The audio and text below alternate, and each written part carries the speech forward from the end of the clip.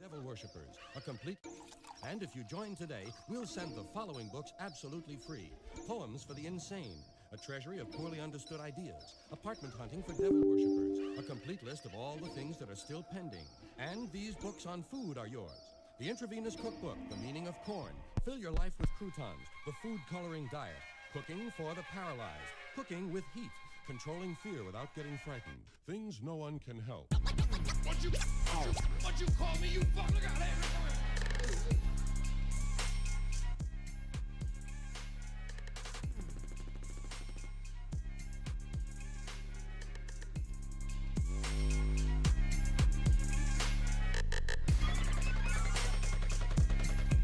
Chucking in Spanish.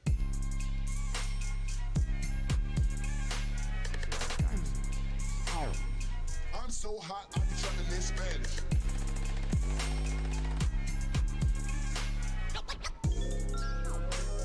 I'm so hot, I be chucking in Spanish. I don't talk on the phone, I hit the jet. I go chucking in Spanish. I don't talk on the phone, I hit the jet. I'm so hot, I be chucking in Spanish. I don't talk on the phone, I hit the jet. I go see Pablo. You should know that the firearm has been examined and will come into the courtroom unloaded and secured with a device that will be visible to you in the court. The firearm securing device will be such that it will be physically impossible to operate the firing mechanism of the firearm or put a bullet into the firearm. The firearm securing device will be locked and the key will be maintained by court staff. Is the state prepared to call its first witness? We are, Your Honor. The state calls Katie Bryant. Okay.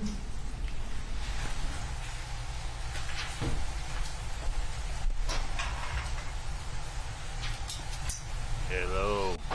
Welcome back. Welcome back, everybody. Jessica Speck. And stand next to me in front of the witness chair. Hey there, Brandon. Hey, guys. Do you swear or swear guilty of perjury that you will truthfully testify in connection with this cause? Please have a seat. And then maybe remove your mask. Fuck. All right, Counsel, you may proceed. Thank you, Your Honor. Good afternoon. Could you state your name, please, and spell it for the record? It's Katie, Katie, Ann, A-N-N, Bryant, B-R-Y-A-N-T. All right, Ms. Bryant, a couple of things to keep in mind when you're testifying. The court reporter that's seated in front of me is taking down everything that's being said. So you have to answer with a yes or a no instead of shaking your head. And please don't say uh-huh or uh-uh.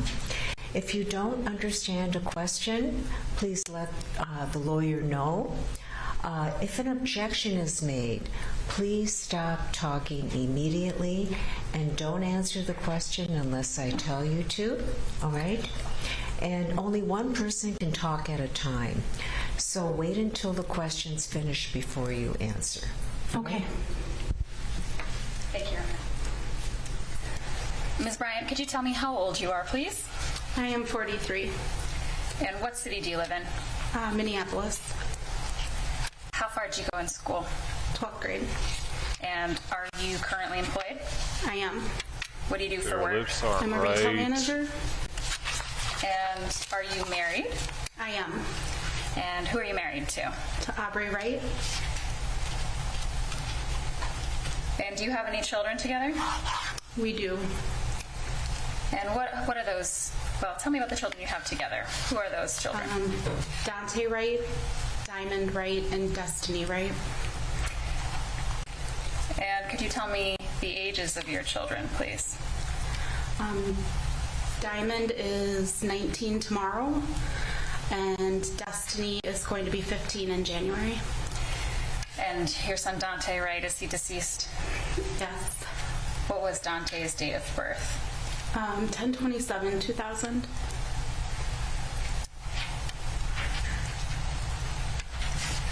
And that makes him your first child with Aubrey, is that right? Yes.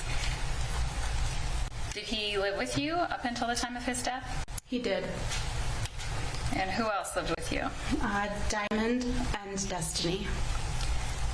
How old was your son Duante when he died? He was 20.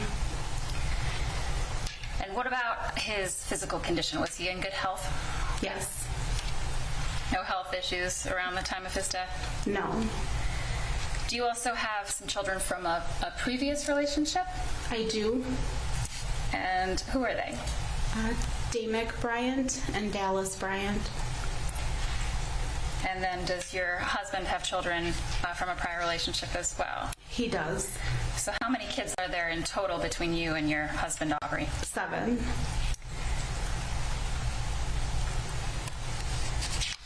I'm just going to ask you this to get out of the way. Ms. Bryant, do you have a felony conviction for second-degree controlled substance possession?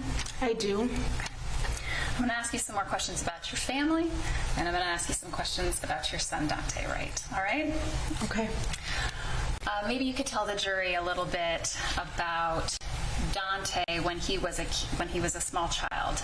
Could you tell the jury about the kinds of things he liked to do for fun? Yeah. Duante, he loved basketball. He actually started playing at a very young age, all the way through high school. He was funny. He was a jokester. He liked to make everybody laugh. He had a smile that would light up a room. He was amazing. He was my son.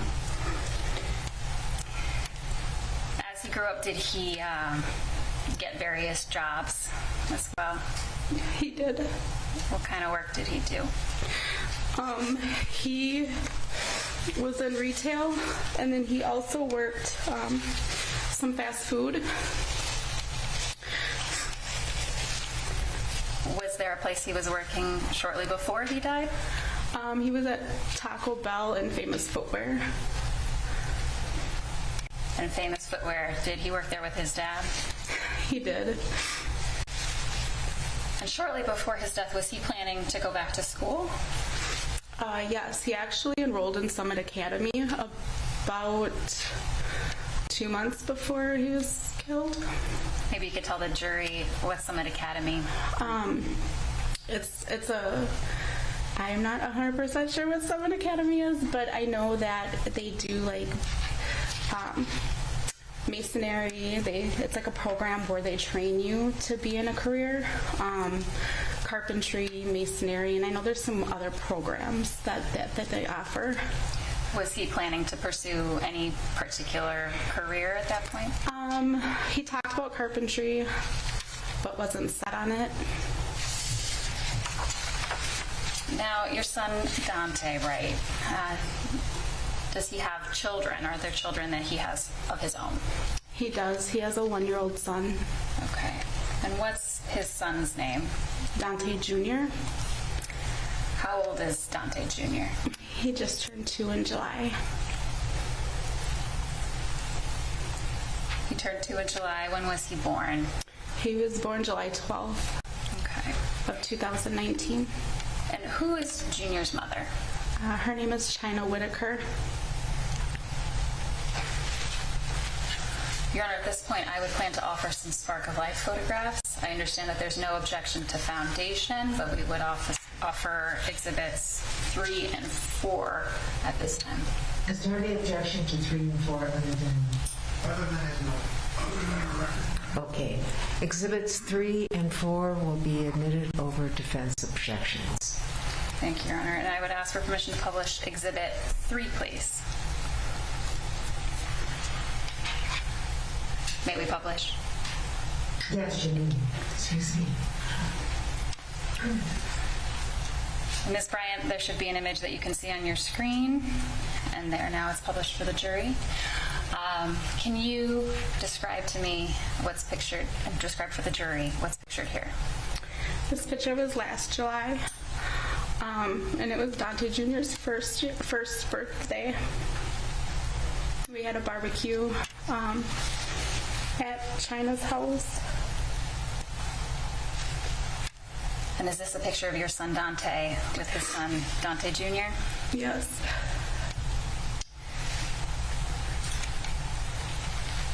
Did your son Duante have a close relationship with his son? He did. Duante Jr. was at our house often, at least 3 or 4 times a week, if not more. And if we could publish Exhibit 4, please.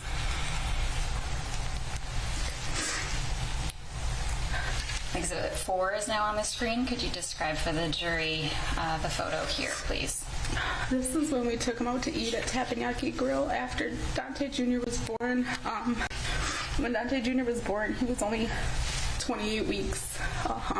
China was only 28 weeks along, and he was very premature. And he had to stay in the hospital for about 3 or 4 months. So that's when we took Duante out for dinner to congratulate him on his son. And did your son Duante spend time at the hospital with Duante Jr. while he was there? He did. The bracelet that's on his hand is actually the hospital band to be able to get into the ICU unit, to be able to see Duante Jr. And you said that Duante Jr. was in the hospital for 3 or 4 months. Was your son Duante regularly at the hospital during that time period? He was. He actually was able to feed him his first time with you'd have to feed him with a Q-tip. You would dip it in milk. So he was able to do that for his first feeding, and he visited often. After Duante Jr., was Duante Jr. eventually released from the hospital? He was. Did your son Duante continue his relationship with Duante Jr.? He did. Tell the jury about that relationship, how you would see him and what they would do together. He was very proud to be a father. He was also a worried dad just because he was premature about him sleeping, and because he did sleep a lot as a premature baby, and he was really worried about that. He would play with him. He would do everything that a father needs to do for his child. He was an amazing dad. So, Ms. Bryant, and take your time, please, but I'm going to ask you some questions about April 11th of this year, okay? Could you tell the jury what you were doing that day? I had Duante Jr. He stayed the night, and it was just an average day. We woke up, he ate, he liked his favorite is the mini chocolate chip pancakes, and he was eating breakfast, watching Cocomelon, and it was time for his nap. It was around 12 something that afternoon. And did you end up were you watching Duante Jr. By yourself for part of that day? Yes.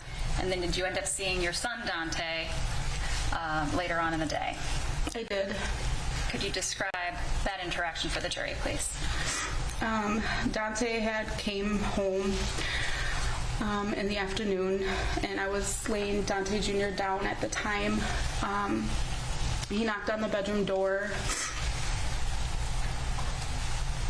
and he asked for $50 because he wanted to go get a car wash, and he said he needed gas. And I told him to be really quiet, take it out of my purse. So he took it out of the purse, he leaned over the bed, he gave Duante Jr. a kiss goodbye, and I yelled at him again and told him, please don't wake him up, like I just got him to sleep. And then he left. I told him to make sure he locks the door on his way out. So you indicated that your son Duante Wright was on his way to get a car wash and had gotten some money from you for that. What was the car that your son Duante Wright was driving? A white 2011 Buick LaCrosse. And was that Dante's car? Yes. And how did that come to be? It was one of our older vehicles. It was in my other son's name. But we ended up giving it to him as his first car, like 2 weeks before he was killed. And when you say giving it to him, was he the only one who was driving the car in that 2-week period? Yeah, he was the only one that had access, that he had a key to the car. It was his. But was the car still registered to your other son? It was still registered to my son Dallas. I'm sorry, I missed the answer on that.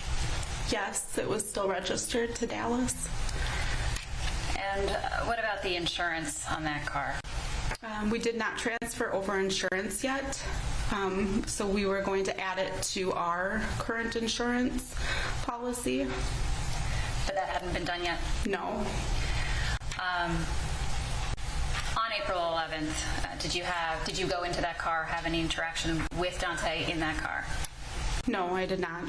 And had you been in that car or driven that car, used that car in that 2-week period prior? No, I have not. Okay. So getting back to April 11th, after Duante, your son Duante Wright, took the money to get a car wash, what happened after that? He called probably about 10 minutes after he left the house, and he asked me what car wash we usually go to, because we have a specific car wash that we go to in Fridley off of University. And I told him that, and he was like, well, isn't there one in Brooklyn Park? And I said, well, yeah, I think it's Mr. Car Wash. And he said he was going to go to that car wash. And I said, okay, don't call back again, because I was really adamant about Junior not waking up. And is Junior what you call Dante's son, Duante Jr.? Yes, Duante Jr. And was your concern just not waking up Junior? Yes, not waking Junior up. So after that call where you discussed which car wash to go to, was there a second call after that? There was. And about how much later was that? Oh my gosh, maybe 10, 15 minutes later. And what was the nature of that second call? He called me to tell me that he has been pulled over. And I asked him, I said, for what? And he said that the police officer said that he had an air freshener hanging from his rearview mirror. So at that time I told him, I said, well, you should take it down. And he said he already did. And then he said that they were also asking about insurance information. And I told him to, when the police officer gets back to the window, to please hand him the phone so I can explain the insurance and give him my insurance policy, that we haven't added it yet. When you talked to your son, Duante, how did he sound to you during that call? He sounded nervous, scared. He asked, if he was in trouble. I said, no, you hadn't done anything wrong. And he just sounded really nervous. But I reassured him that it would be okay.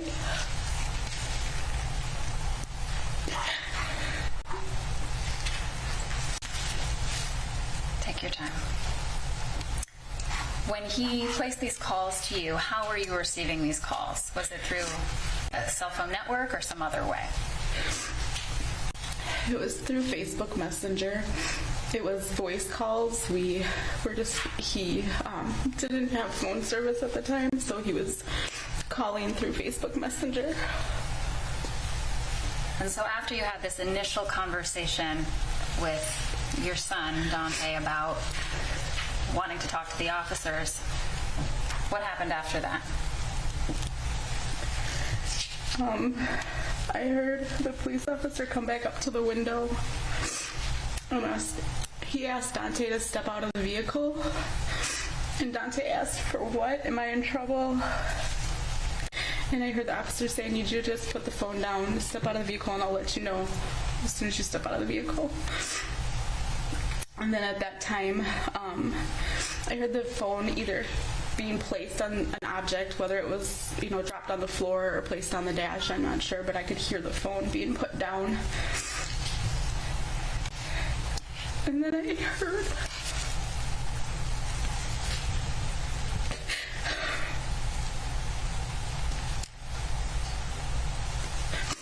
heard the officer telling Duante, no. And I heard Duante say, no, I'm not. Don't. It sounded like he said, don't run.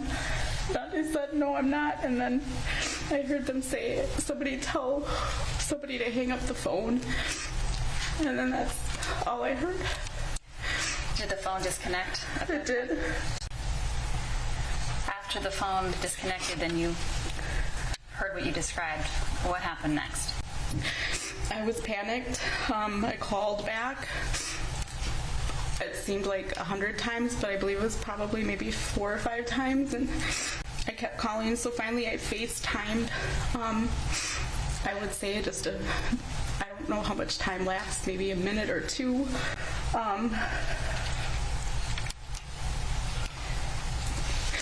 And then a female answered the phone because it was FaceTime. And she was screaming. And I was like, what's wrong? And she said that they shot him. And she faced the phone towards the driver's seat.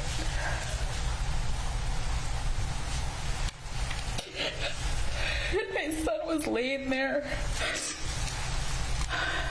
He was unresponsive and he looked dead. And then I heard somebody say, hang up the phone again. And it disconnected again. So after that phone call disconnected, or you said it was a video call at that point, so you got to see your son Duante. What did you do after that video call? I grabbed my grandson and I called my husband because he wasn't home. I said, they just shot Duante. And he said, what? And he said that they just shot him. And I said they just shot him. The police officer just shot Duante. They have no clue where they are. And I hung up with him. And then I called 911 because I needed to find out where my son was. And did you, in fact, make that call to 911? I did. What did you learn when you made that call? They transferred me to a few different police stations. I said my son was just shot by a police officer and I need to know where he is. And they transferred me to, I think it was Brooklyn Park or Brooklyn Center. I don't remember which police station or which 911 operator answered. But they gave me an address of 63rd and Catherine.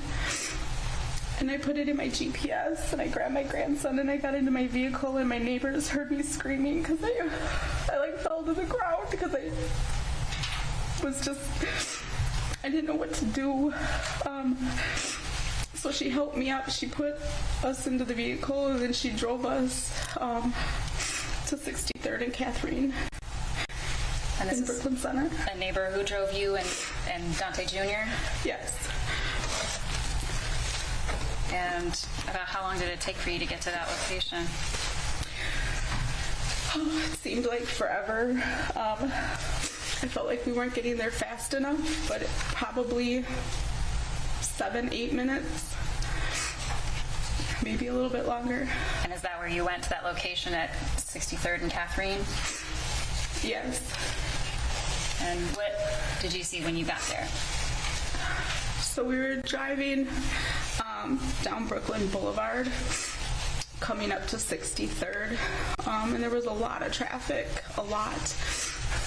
So I got out of the car because I could see, when we were waiting to turn, I could see all the police lights probably about 6 blocks down. And I got out of the car and I started running towards Catherine because the traffic wasn't moving fast enough. And then the car that I was in ended up catching up with me, and I got back in for another 2 blocks. And then I got out again and ran the last 2 blocks to where all the yellow tape was. And then I went under the yellow tape because I seen a car crash, and I noticed it was my son's car.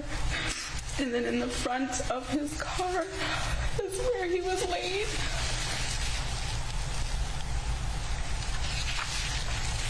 Did you see your son's body on the ground? I did.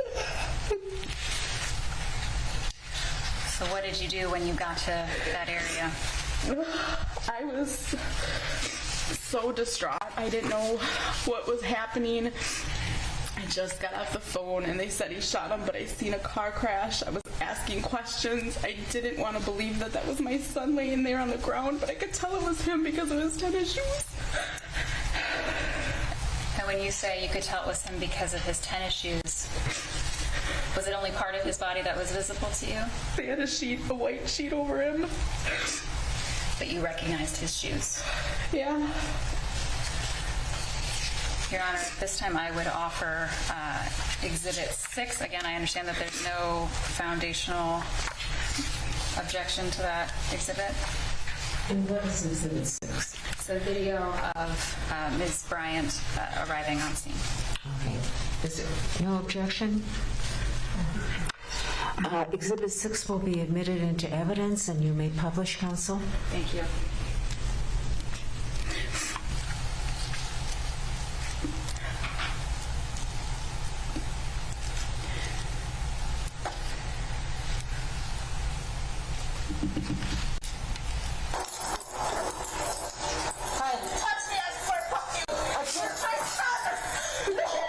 I don't know anything. Who are you? I am Katie Bryant, his mom.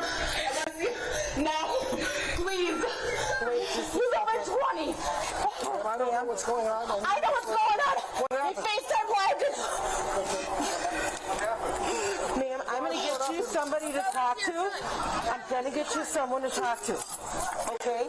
But I just can't have you going over there right now, okay? Ma'am, my name is Mark. What is your name? Can I have you sit on the ledge here? You guys shot him. Why? I don't know. I wasn't here. Why? Because he had a warrant? Are you fucking serious? I was here. I watched it. Can you sit down? Tell me what's going on, because I wasn't here. No. Where's the girl that was in the car with him? You guys made her hang up Facebook Live so you can kill my son. That's pretty pathetic. What is your name? What is your name? My name is Katie Bryant. My son's name is Duante Wright. You guys already know that. I don't. Katie Bryant. It was a high-speed chase. Bryant? How? And then what's your son's name? Duante Wright. It was not a high-speed chase. You guys shot him in a pullover traffic. I didn't do anything, man. Yeah, you did. He was laying in his front seat dead. His girlfriend Facebooked me. How did his car get smashed? What's his name again? Duante Wright. Wright? Is it W-R-I-G-H-T? W-I-G-H-T.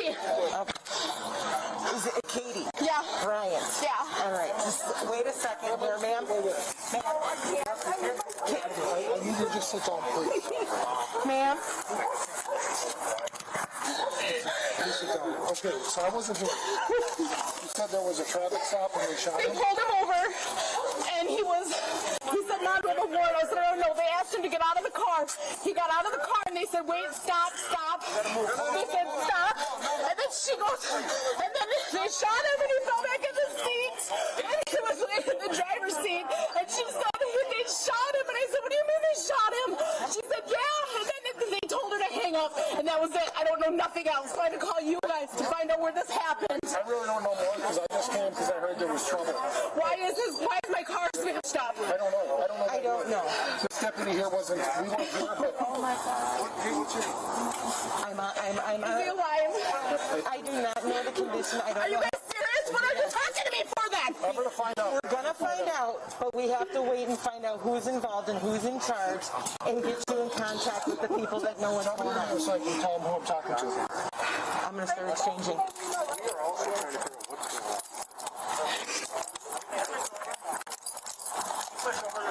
You can stop. Thank you. Ms. Bryant, I know that was tough to watch. Can you just describe for the jury what you were feeling when you arrived on scene? I was praying that that wasn't him laying on the ground, that it was the person in the other car, and that he was in the back of a cop car. I was so confused, angry, scared. I It was the worst day of my life, and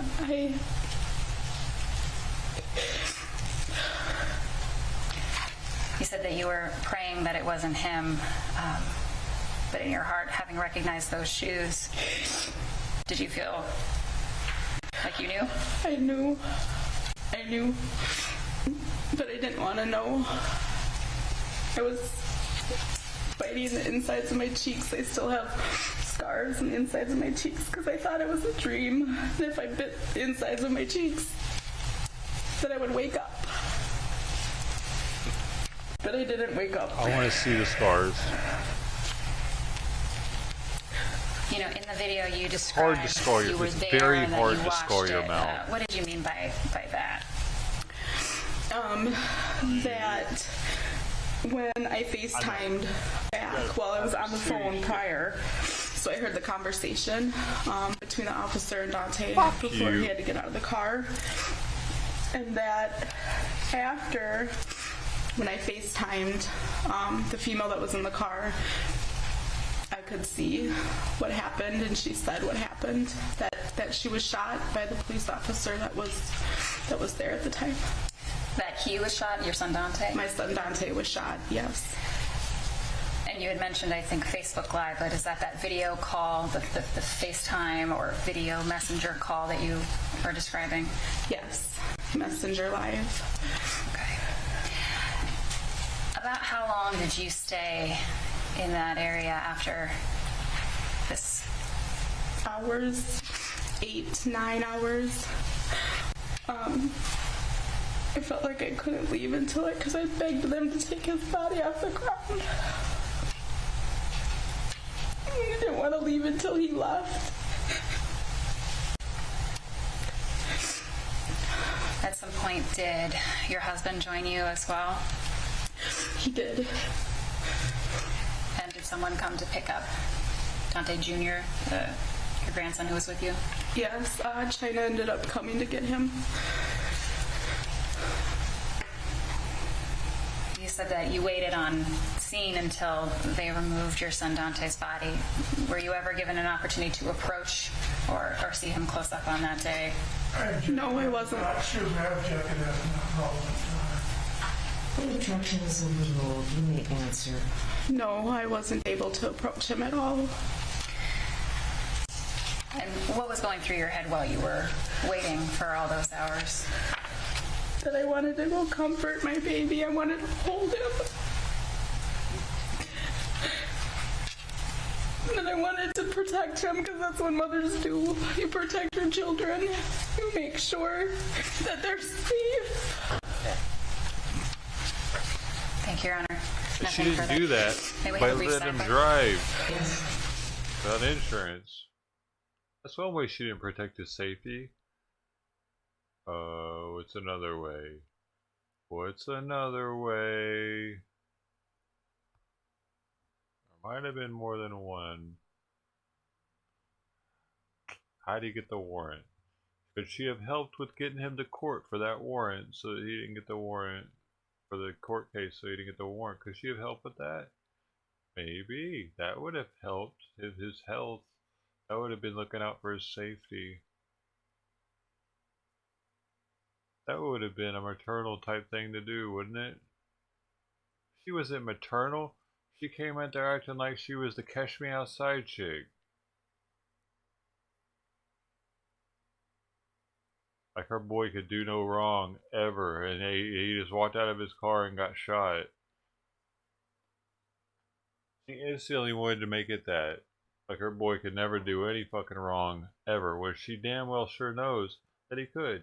Not only does he already have a kid, but he's got a fucking warrant. He's not even 18 yet, or how old was he? 20? He's barely even... Bruh, you're fucking up. Okay, Mr. Gray. Your mom's fucking up. You're fucking up. She doesn't want to take any responsibility for us.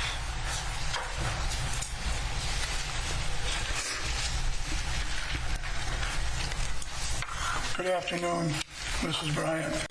I don't care what you think. Fuck out of you. Go show, bitch.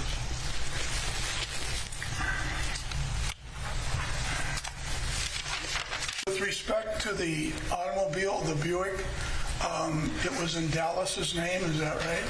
Yes. And how long had it been in Dallas's name? For a few years since we've owned it. Now, remember how many years we owned it? Would that be you?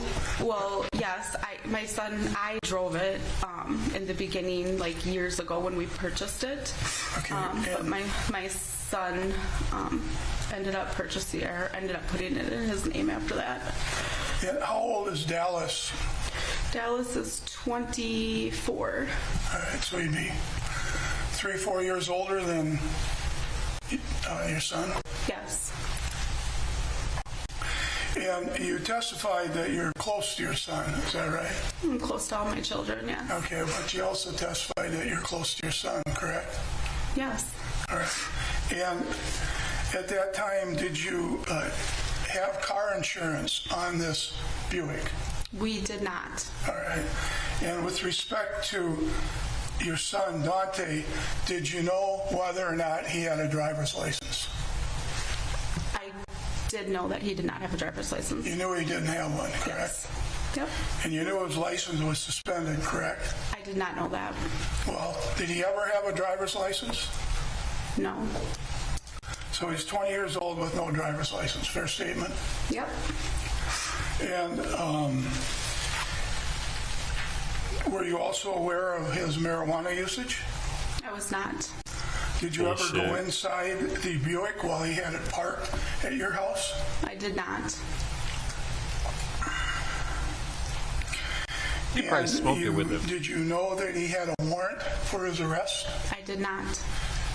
How did you know when you ran up to the police that he had a warrant? You said, my son was shot for a warrant. Because that's what somebody on the side of the street said when I was running up to them. You know who said that? I don't know. There's a lot of people out there that day.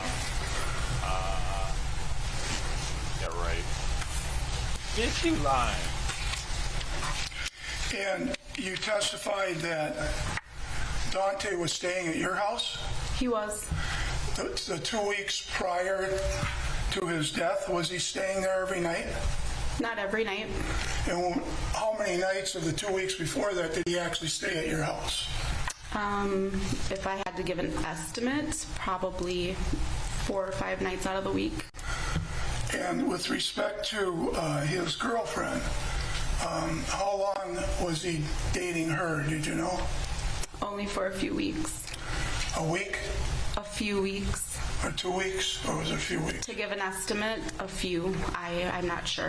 Did you ever meet her? I did not personally meet her, no. And when he arrived at your house that day, he wanted $50 for gas and a car wash, correct? Correct. And she did not come into the house with him, correct? She did not.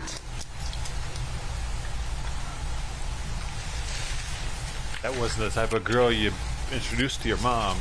She's a little loose. You gave a statement to law enforcement on April 15th, 2021. Do you remember that? I do. And have you reviewed that statement before you came to testify today? I did. And it is true, is it not, that when you went to that statement, you had 3 lawyers, or 2 lawyers at least, actually 3 lawyers, that represented you at the time. Is that correct? Objection, Your Honor. Outside the scope and irrelevant. Sidebar, please. Oh my God, this judge and her sidebar. She loves sidebars, man. She loves side. They're all getting all mic'd up right now. Ooh, we love these things. Can you guys hear me? Hey, I missed you. How you doing? Hey, we should do more of these. Just find reasons so we can do them throughout the day. Because I like talking to you like this. Because I miss you guys, you know? We got like other people all up in our conversation. But now, what? Oh, yeah, that's right. Okay, what are we talking about? Yeah, okay. Okay. I don't know. I don't know. I'm just sitting up here, you know? I just sit up here. You know, I'm fucked up right now. I got all these values in my system. You know what I'm saying? Hey, Y'all just figured it out down there. But more of these, though, okay? Make sure we get more of these. What? Yeah. Yeah, no, the judge. I get it. Yeah. Not today. You're the judge today, okay? You two. The others, don't judge it. I'll judge tomorrow. Something important Sam, has what are happened. you doing? I'm in the middle of something. What are you doing? You're not supposed to be there, Simon. Are you sick? You're not supposed to be there. What are you doing? You never do that. Why are you doing it now? You slept in a weird place last night. Eating habit. Out of here. Okay, any objection is overruled. On April 15, 2021, Ms. Bryant, you were interviewed by law enforcement, and you had an attorney named Jeff Storms representing you, correct? Correct. And you had an attorney named Adam Marceline with the Ben Crump law Ben firm, Crump, is that right? dude. The Crumpster. Yes. And you had another attorney, Christopher Scott, with Newmark and Storms, is that right? Yes. And those are the three lawyers that were representing you back then? Yes. And you were contemplating a civil lawsuit? Yes. That's all I have, Your Honor. Thank you. Uh-oh. He hit her with the Grosenkreuz. He hit her with the Grosenkreuz. Try a bow.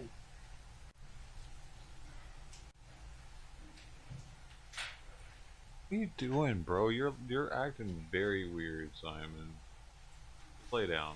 Be cool, man. Your Honor. Okay. Grosenkreuz. Thank you. Remember? He may step down. He was trying to do a civil lawsuit against Kenosha, and that's what the defense kept bringing up. If you win this, then you'll be able to win a civil case for like $2 million or some shit. The state may call its next witness. Thank you, Your Honor. The state would call Officer Anthony Lucky.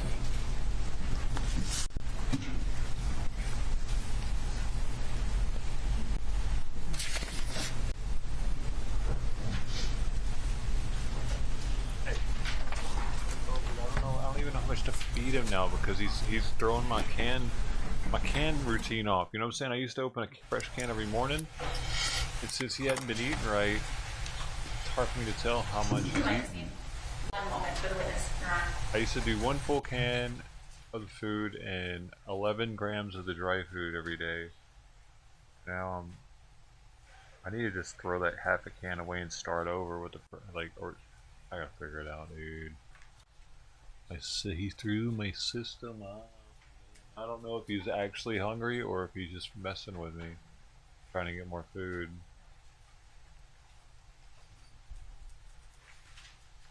Time is concerned. No, he's okay. He's not.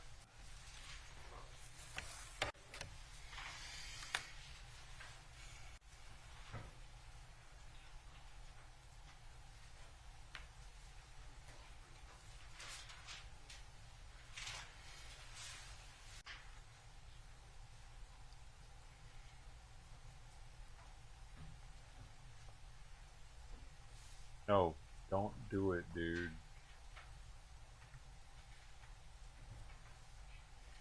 No, don't look at me. Stop looking at me.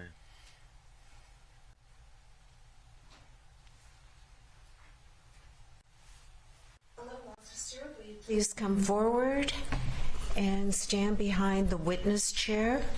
Officer Lucky. Do you swear under penalty of perjury that you will truthfully respond to questions? I do. Please have a seat. And officer, you may remove your mask and state your full name and spell it. Yep, first name will be Anthony Troy Lucky, Anthony. Middle name Troy. Last name Luckey. Just a couple of reminders. Only one person can talk at a time. Wait until the question's finished before you answer. If an objection is made, stop talking immediately and don't answer the question unless I tell you to. Okay, if you don't understand the question, ask for clarification. All right? Yes. And yes or no answers, please, instead of shaking your head. Yes. Counsel? Thank you, Your Honor. Good afternoon, officer.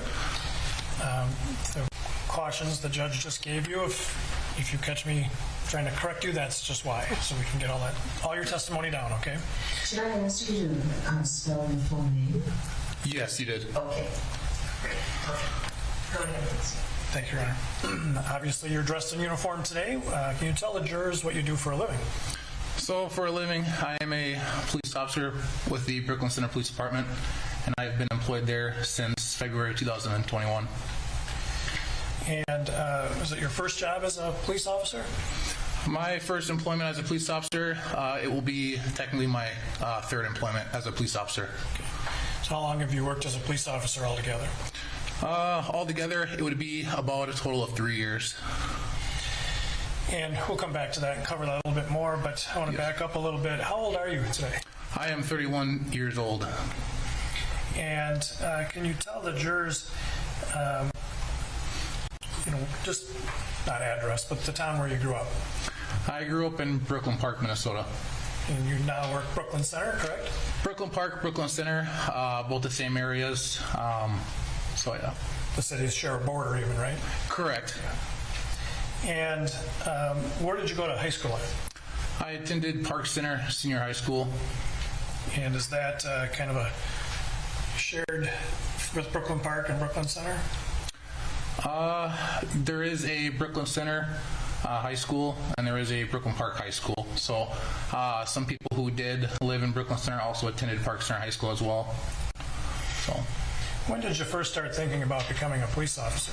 I thought about becoming a police officer when I was about 7, 8 years old, living in the city of Brooklyn Park. And why? What made you start thinking about it? For me, it was just living in the community, seeing how crime was going on in Brooklyn Park, seeing how officers for the Brooklyn Park Police Department responded to calls and helped the community. So for me, it was always a calling, wanting to help other people, wanted to do good in the world. And you could do that by being a police officer? Yes. And so what was your first experience working with the police department?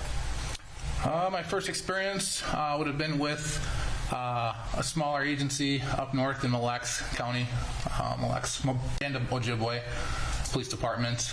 Very fast-paced, good agency. Fortunately for me, I moved on. Let me back you up just a little bit, because I was going to go even farther back than that. Oh, okay. Yeah. Because you didn't work for the law enforcement agency, but volunteered, right? You were an explorer. Oh, correct, yes. Okay. Going backwards, yes. Growing up, when I was 15, I started as a police explorer with the Brooklyn Center Police Department. And I continued to do that until I was 18 in 2008. And so when you were an explorer, what kinds of things did you do? So as an explorer, it's kind of like a youth program where it is a youth program where you learn the basic ways of being in law enforcement. So you learn what it is like doing the job. You compete in competitions such as crime scene investigations, traffic stops, and so on. So every year you would do a competition. Back in the day it was Breezy Point Resort up north in Minnesota, and you would compete against other agencies as well. Did you enjoy it? I did, yes. Did it make you want to be a police officer more or less? Yes, it gave me the want and the drive to continue my career and to continue becoming a police officer. While you were an explorer for the Brooklyn Center Police Department, did you get to know Kim Potter? Yes, I did. How so? I did see Officer Potter around in the building when we would have monthly meetings. There were times that I would see her coming into our meetings every now and then. I would see her in passing while we're doing trainings and stuff like that. So you knew who she was? Yes. And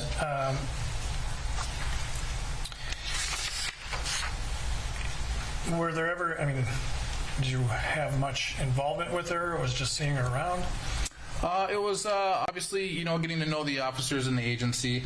A lot of the officers, commanders, chiefs that are currently there were present when I was an explorer. So coming and passing and, saying hi, a lot of them would come and introduce themselves. Even some would help out with police explorers as well, being role players.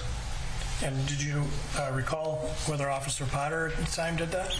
I don't recall specifically with Officer Potter, but I do just recall seeing her a lot around at the agency. So that's while you were a teenager, correct? Correct, yes. So then, I assume at some point you graduated from high school, correct? Yes, 2008. And tell us then, what was your next step in education to be a police officer? So my next step was to go to college, which I did. I attended Alexandria Technical College for a year, which was up north. I decided to move back down to the cities, where I continued classes at North Hennepin Technical College, and then I transferred over to Rasmussen College, where I completed my degree in law enforcement and also did classes for a 4-year degree as well. And so you have to help us here. Do you end up with a 2-year degree or 4-year degree? How does that work? I did complete my 2-year degree. Okay. And that's all that's required, at least by Brooklyn Center at the time, correct? Yes. Yeah. And so that's what you needed to do for your education to be a police officer? Yes. And also a skills program that you have to do to be a peace officer? Yes. So when you do your 2-year degree or your 4, there is a skills program that you do go through, and that is more of the, not necessarily the book work, but it's the hands-on work. So firearms training, use of force, crime scene investigations, the more of the fun stuff. You go to driving school, etc. And so then the next, I think you started telling us earlier, the first job you got in law enforcement was where? So the first job I was ever hired with was Mille Lacs Tribal Police Department, Band of Ojibwe, and that was up north in Minnesota. And how long did you work there? I was employed there for a total of 3 months. And did you do a field training officer program there? Yes, I did have a field training program there as well. Since you're the first officer to take the stand in the case, could you just explain for the jurors basically what a field training officer program is? Yes. So a field training program, initially when you are with the police department in the state of Minnesota, you go through a program of working with a officer. Typically there's 4 phases. Your first phase is basically learning on a ride-along, learning how they do, traffic stops, how they handle calls, how they deal with people, sort of getting a feel for the geography and the basics of starting on the road. It's basically getting you ready to be able to work in that city's environment, if that makes sense. Gradually down the road, moving on through these phases, you get switched different field training officers that will give you an understanding of how they do things differently and their experiences as well. And with that moving on through the field training phases, you are expected to be able to show and prove that you can do the job on your own. And so at some point you left the Mille Lacs Tribal Police Department, correct? Yes. And why was that? Due to an issue with my training with geography, I was let go. Okay. So, and by geography, you mean learning the jurisdiction? Correct, yes. When you get a call to a place, you got to know where to go. Correct, yes, which is important. Yeah. And so then where did you work after that? So after that, I was hired with the city of Gaylord in Sibley County, July of 2019, where I went through the same field training program and stayed there until February of 2021. Okay. And how big is the city of Gaylord when you were working there? The city of Gaylord is about 3,500 people. And so with the Gaylord Police Department, did you go through a field training officer program there as well? Yes. And did you complete that program there? Yes. And then you mentioned in February of this year that you changed jobs, correct? Correct, yes. And so where did you go in February of this year? February of this year, 2021, I applied for the Brooklyn Center Police Department, which was the agency where I've always wanted to work. I went through the hiring process, background process, psych evaluation, and a physical agility test, and got hired with Brooklyn Center Police Department, I believe February 16th of 2021. Why did you want to apply at the Brooklyn Center Police Department? For me, it's personal. The reason why with Brooklyn Center Police Department and the city itself is just because I grew up there all my life. I know the type of, the community, the people that live in that community. The streets of Brooklyn Center, Brooklyn Park, it's basically being home. Did you think you could succeed as a police officer there? Yes. And you're still currently employed there, correct? Yes, I am currently employed. Now, you are licensed as a police officer in Minnesota? Yes. And again, since you're kind of the first police officer, can you just describe, what is the licensing authority for police officers? You mean the Minnesota Post Board? Is that what you're referring to? Yep. Who do you get your license from? Yep. So when you are licensed as a police officer, you are licensed with the Minnesota Police Boards Association, which is the Minnesota Post Board, which is our licensing center, or our licensing issuers, basically, in the state of Minnesota. And so POST, I think, means Peace Officer Standards and Training, right? Correct. And so you have to apply there to get your license, meet certain requirements before they can give you a license, correct? Yes. And when did you first obtain your police officer license in Minnesota? My first obtaining of a license was January of 2018. And you've kept that license ever since? No, the license did go inactive. So every time you move an agency, my license was activated the January of 2018. Moved over transferred to Gaylord Police Department, where it was then reactivated, and then I was having my license held through that agency. So all the time you've been working as a police officer, you've had an active post license? Yes. All right. And when you worked at the Gaylord Police Department, did they provide training to you? Yes. And did you carry a taser there? Yes. And did you get certified to carry the taser before carrying it? Yes. And do you recall what model taser you used when you were at Gaylord? At the city of Gaylord Police Department, it was, I believe, the X26P. And when you went to the Brooklyn Center Police Department, did you get a taser to carry there when you started?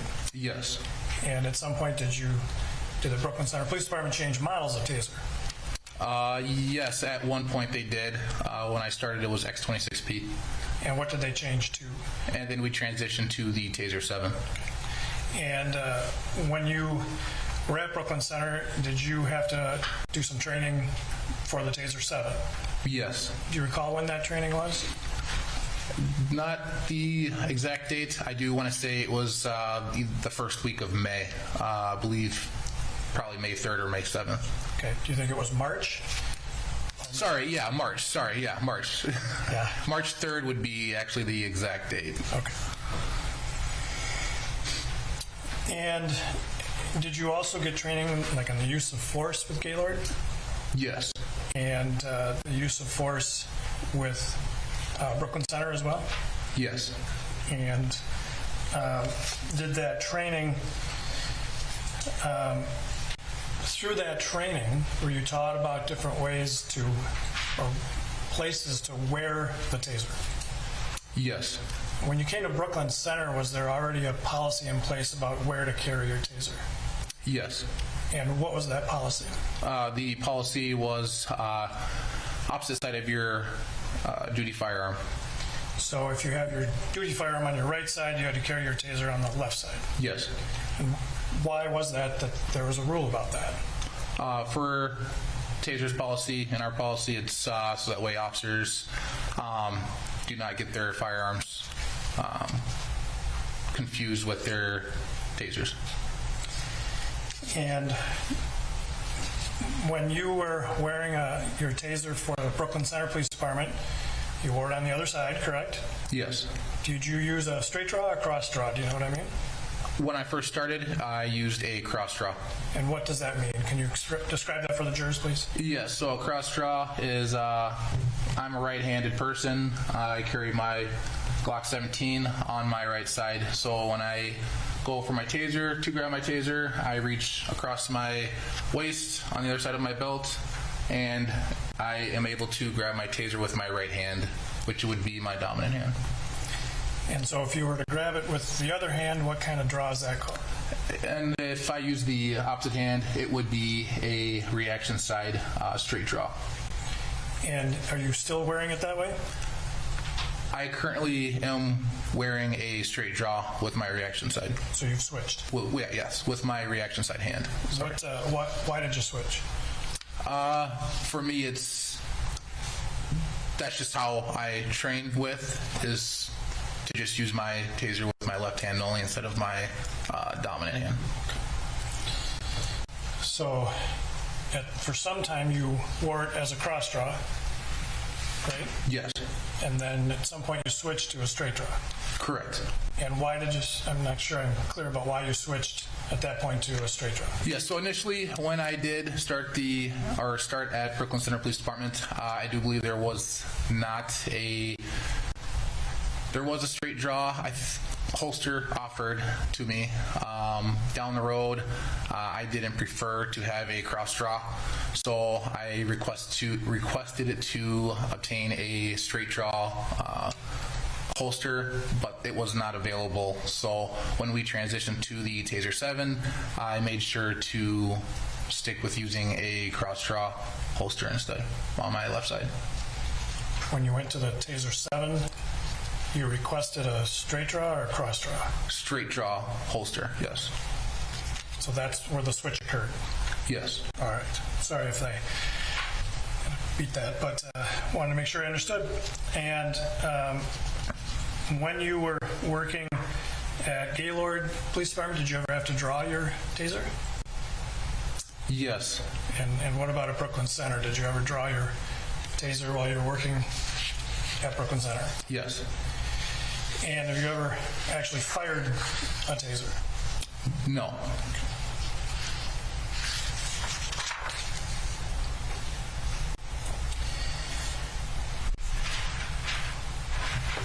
When you were working both in Gaylord and for Brooklyn Center, and part of the training that you went through on your taser, did you have to perform draws of the taser? Yes. Can you describe that for the jurors, please? The use of force training that we do with Brooklyn Center Police Department is when we go through the taser training, we go through a PowerPoint for a period or amount of time, and then we do hands-on training with the tasers that we carry on duty. So with that being said, we do get some targets. We practice deploying cartridges at these targets, aiming for the target areas. Sometimes, or not sometimes, when I first initially started, it was, doing a little bit of running, jumping, getting the blood pumping, and then deploying this taser at the target. What's the point of making you run and jump and get the blood flowing? Just to get the body used to and trained with being under stress while taking out your taser and deploying it. And you did that training, did you say, at Brooklyn Center? Yes. So when you came to Brooklyn Center, you started a field training program there, correct? Yes. Did you also have to do some training separate from the other officers because you were new? Yes, and that would have been pre-service training. Okay. And is that where you did this type of taser training? Yes. And do you understand now as a Brooklyn Center police officer that that type of training where they get you to think under pressure is something that all officers go through? That is something that all officers should go through and do, yes. And was that true when you were at Gaylord as well? We did do the same type of taser training. I do not believe we did any agility, running or jumping.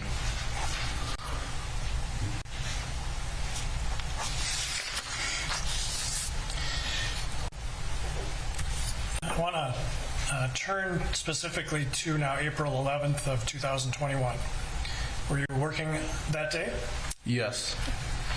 And what was your shift that day? So my shift on April 11th was a day shift. I was still on in my field training program, and I was working with Officer Potter at the time. And you recall what your shift was? My shift was the day shift, which I was working a 6 a.m. to 6 p.m. Do you recall what day of the week that was? That would have been a Sunday. And so you were working, well, let me ask you this way. Were you still in the FTO program with Brooklyn Center at the time? Yes. You talked earlier about some phases of the FTO program? Yes. Do you recall on April 11th where in that process you were? I was in phase 2, which would have been the second month. So is it phase 2 of how many? Typically it's 14 shifts. On that day, I believe it was either my 4th or 5th shift on my second phase. Okay, so how many phases though are there? There are 4 total. Okay. You can get extended, but there's 4. So you were early part of the second of 4 phases. Yes. And so at that point in the process, what are your responsibilities as the trainee, versus the trainer? Explain that for the jury, what that relationship is supposed to be at that stage. Mm-hmm. So second phase is typically you're progressed from the first phase. So it's percentage-wise, I'd have to say you're not necessarily doing 50% of the work, but you're doing about 30% of the work. You are involving yourself with talking to people on these calls that you're going to, doing some of the paperwork that you're assigned to do on the calls. So. And what's the role of the FTO then at that time, the trainer? Yep, and the role of the field training officer at the time is typically the same as it always is, which is to instruct you, read over your work, monitor you, make sure they're grading pretty much your errors and your the things that you do well in. So. And you indicated that Kim Potter was your FTO that day? Yes. Had you worked with her as an FTO before that day? Yes. Do you recall approximately how many times? I would say about 4 times. I believe it would have been my 5th shift. I don't recall, but it could have been 4 shifts prior. And so then they're with you that entire day, correct? Yes. And then at the end of the day, they write up a report on how it went that day, correct? Yes. And at some point, that feedback gets to a supervisor who's overlooking your FTO program, correct? Yes.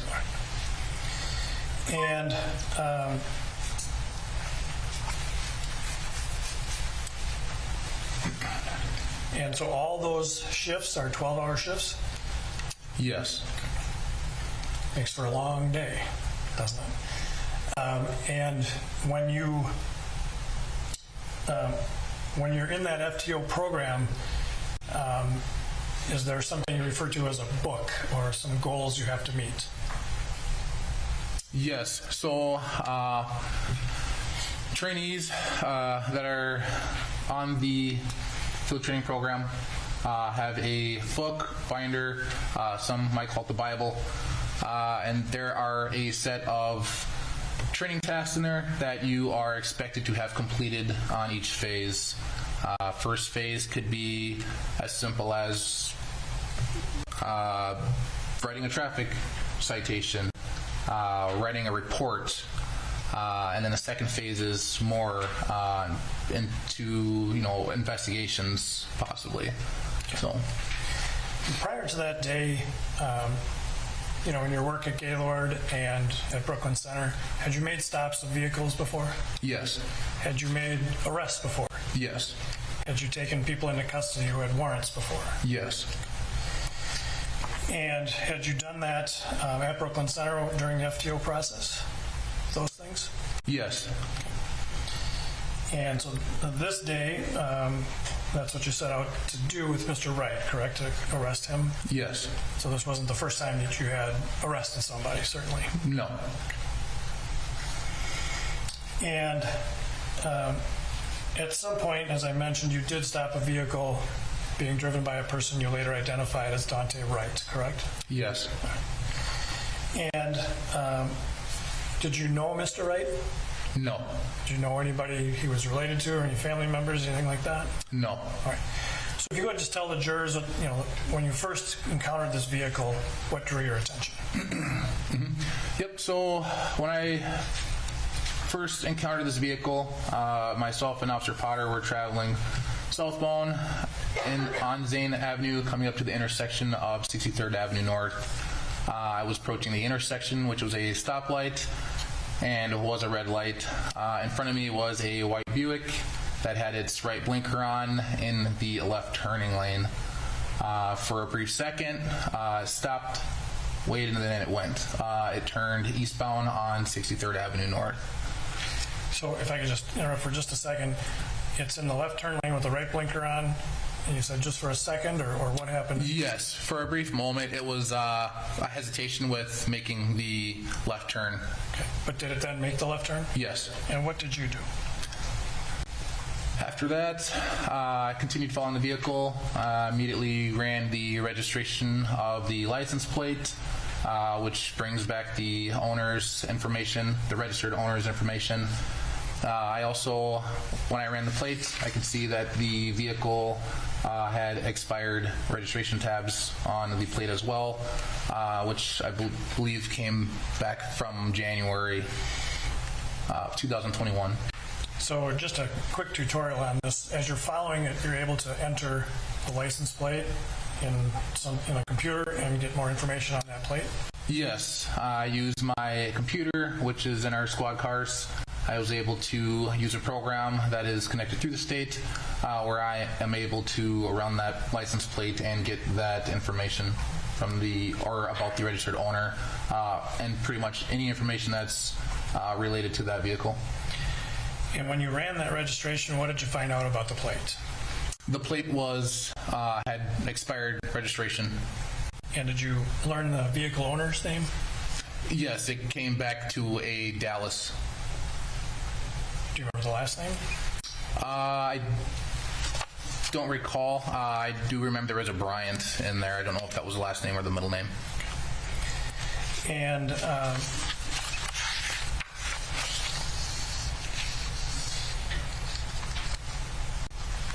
after this incident, did you write a report about it?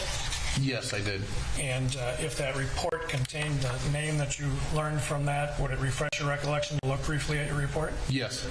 Your Honor, may I approach the witness? I'm not sure how we're going to do this, but for the purpose of refreshing his recollection. Yes.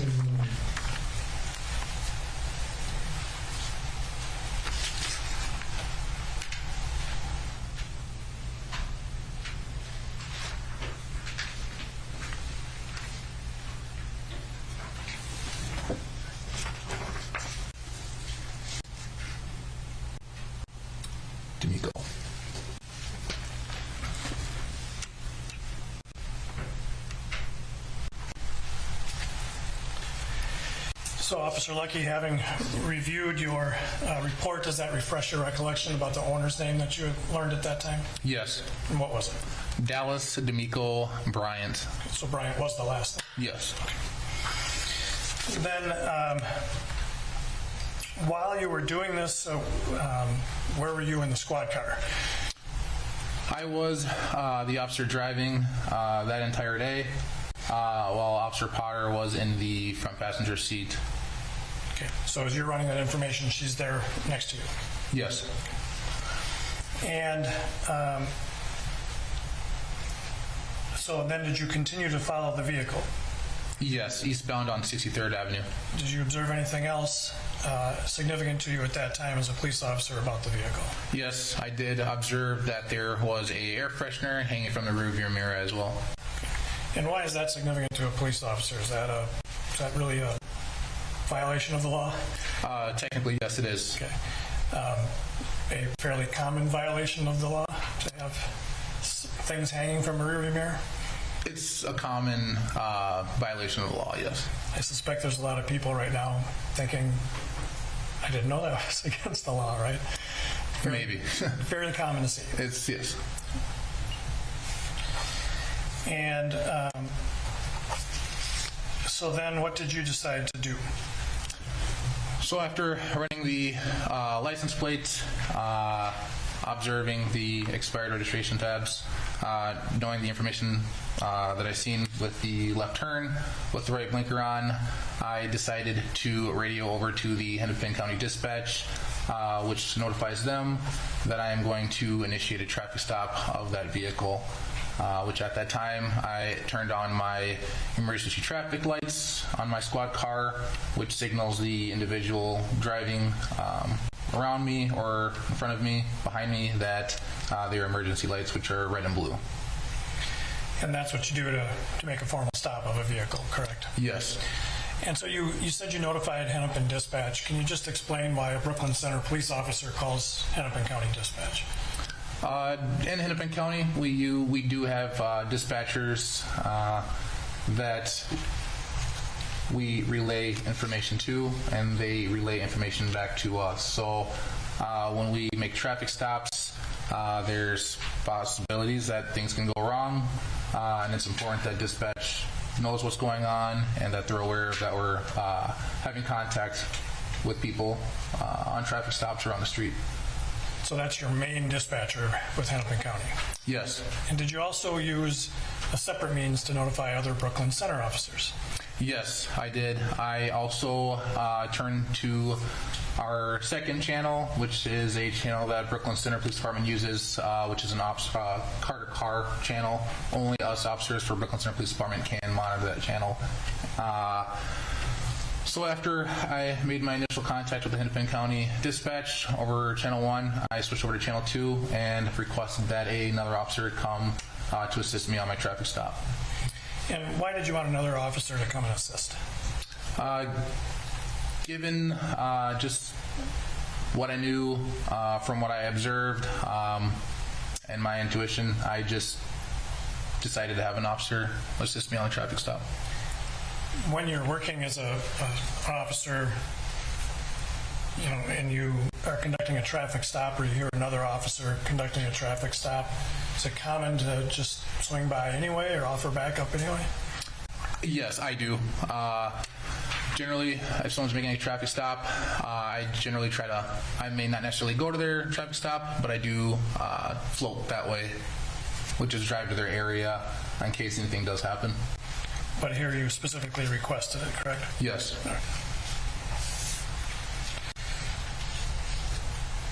At the time, did you know how many occupants there were in the vehicle? Yes, I can only see that there were 2 occupants in the vehicle, one in the driver's seat and one in the front passenger seat. When you send that request out, do you get any response? Anybody tell you they were going to respond? Yes. When I sent the response out over Channel 2, Sergeant Johnson responded back on the radio stating that he was en route. Now, you mentioned Sergeant Johnson. Does he have some supervisory role for you that day? Yes, he was the sergeant on shift that day. So you're working with an FTO, but there's also a sergeant working that day? Yes. Right? So is Sergeant Johnson, in that sense, a supervisor for you? Yes, he is a supervisor. He responded that he was going to back you up? Yes. Did he indicate when that would be? I don't recall. I just know that he said that he would be en route. Okay. And did the vehicle then in fact stop? Yep, so when I initiated my traffic lights, I observed the vehicle slowly stopping in front, well, it actually made a complete stop in front of a driveway to a church on 63rd Avenue North. At that time, I got on my PA, which is a microphone. Basically, you speak through it, and people can hear you outside the vehicle. I gave a command over the PA to move forward due to the fact that there was a vehicle trying to exit that parking driveway where he stopped at. Your Honor, at this time I'm going to offer Exhibit 1, which is an overhead photograph of the scene. I understand the defense is not going to have an objection, but you will. No objection. Exhibit 1 will be admitted into evidence and you may publish. Thank you, Your Honor. So I'm going to put Exhibit 1, my trusty coworker is going to put Exhibit 1 up here on the screen for you. Do you see that in front of you? Yes. And do you recognize what's depicted in that photograph? Yes. And what area is that? This is the area of 63rd and Orchard Lane or Orchard Avenue where the incident took place. Now, obviously this photograph was not taken on April 11th because there are actually leaves on the trees and green grass, right? Yes. But otherwise this depicts the layout of that area, the roads, the streets in that area? Yes.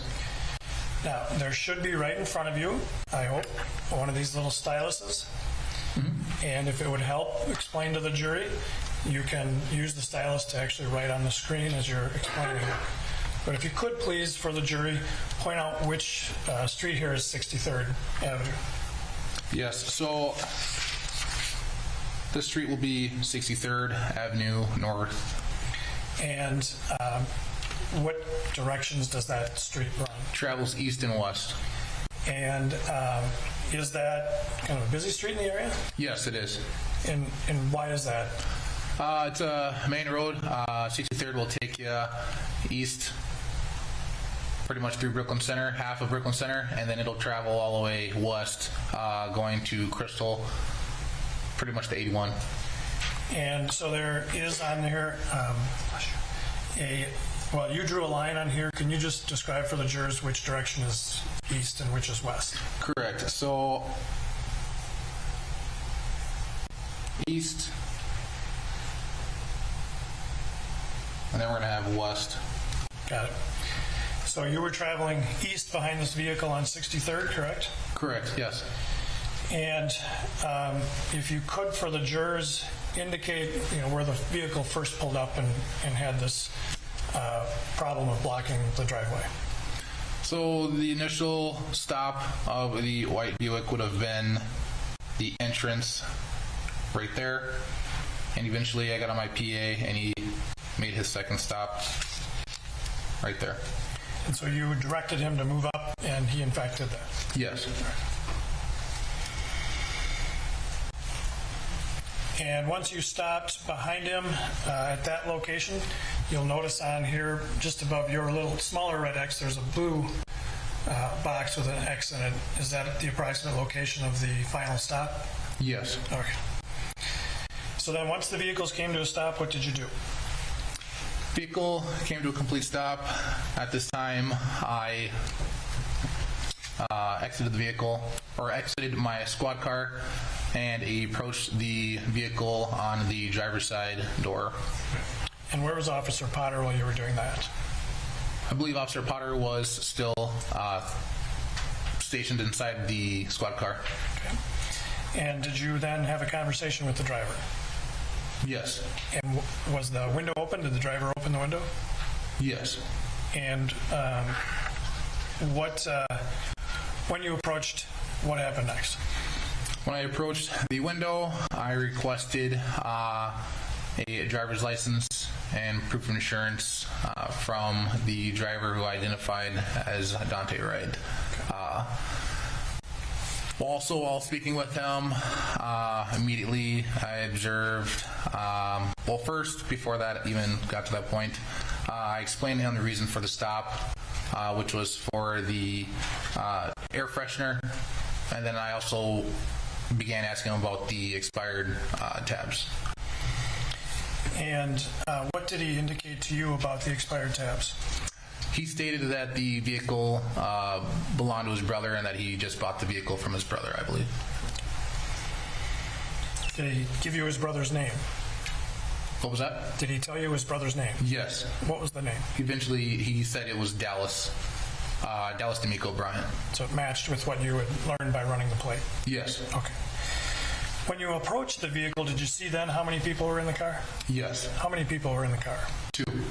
So we know you're talking with a male driver. That person subsequently, you get identified as Duante Wright, correct? Yes. Who else was in the car? Or if you just describe that person. There was also a female in the front passenger seat, and I have no idea what her name was from that stop or during that traffic stop. Okay. And did she communicate with you at all? No, she did not communicate. However, she did have comments in the car when I was having contact with Duante. Later. Okay. But initially when you're talking with Duante, she didn't speak to you at all? No. Okay. And when you were speaking with Mr. Wright, did you notice anything else that concerned you? Yes. So I did notice a odor of marijuana smell coming from the vehicle, emitting from the window when the window was down. Also, in the vehicle, in the middle console, I observed marijuana residue, which was pretty much scattered around on the middle console. And by residue, what do you mean? Marijuana residue, if I had to explain it, it's shake. It's basically marijuana residue, leaves scattered around. Not like a bag of marijuana? No, it's probably the guts in the blunt. And so you asked the driver, Mr. Wright, for some information, correct? Yes. And did he give you his full name? Yes, he did. And his date of birth? Yes. And did he give you his address? Yes. When he gave you the address, were you familiar with that address? No. I know where the address was, but I wasn't familiar with that particular address. And where was that address roughly? Obviously you're telling us, I don't know exactly, but is it in Brooklyn Center? Is it in that area? Yes, it is in Brooklyn Center. I do not recall the actual house number. I just know that it was on Northway Drive. And that would be in Brooklyn Center? Yes. Okay. And did you also ask him for a phone number? Yes, I did. And did he give you that? Yes. Okay. And and I think you may have already told us you asked him for a driver's license? Yes, I did. And what did he say? He stated that he did not have a driver's license. And what else did you ask him for? I also asked him for proof of insurance, and he stated that he just bought the vehicle and he did not, or I believe I don't recall, I believe said he was looking for the insurance. And as to the expired tabs, did he tell you anything about that? Yes, that was about the same time when he also explained that the vehicle was it used to be his brother's car and that he bought it from his brother, Dallas. And so did he say he was working on getting the tabs or trying to get them? Yes. Okay.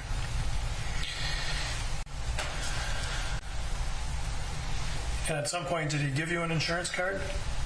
Yes, he did. And did you look at it? Yes. Did it convince you that there was insurance on that vehicle at the time? No.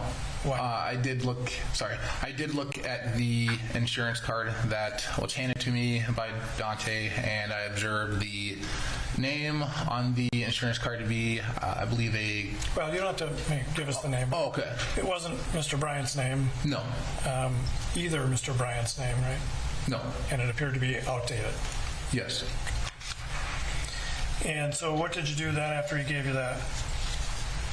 At this time, I handed him back the insurance card and just advised him that I don't believe that was the correct insurance. Basically told him to continue to look for the insurance, and that would be back with them, and then I went back to my squad car. Okay. And why did you go back to your squad car at that time? At that time was to run the information that he gave me, making sure he is who he says he is. If he basically running through our system, the Hennepin County, like I said, on the computer, knowing that he wasn't the registered owner, at that point, move forward, figure out who he is operating the vehicle. So at that point, during that interaction with him, was he respectful to you? Yes. Was he threaten you in any way, though? No. And he didn't indicate that he had a weapon or give you any reason to believe he had a weapon at that point? No. Okay. So then the female passenger during that interaction, did she talk at all to you during that, before you went back to the squad car? Not that I recall, no. Okay. Did she appear to be in any distress at all or anything like that? Not that I recall, no.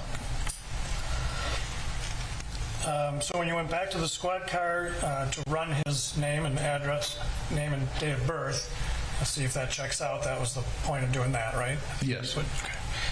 And at that point, did you believe the information that he gave you was the truth, that he was telling you the truth? Yes. Okay. And why? The information that came back with his date of birth that he gave me, his name on our system when I ran it through our computer in our squad car. Kind of, it all checked out what he gave you? Yes. Okay. So when you ran him in the computer, as you sit in a squad car and do that, correct? Yes. And I don't want to get too deep into the technical details, but there are different ways that you can do that, correct? Yes. And did Officer Potter give you some instruction on how to do that? Yes. Can you describe that for the jurors, please? The instruction was, for starters, we just discussed okaying myself, which is code forming myself with Hennepin County Dispatch. It's a button that we can tap on our computer to let the Hennepin County Dispatch know that we're okay.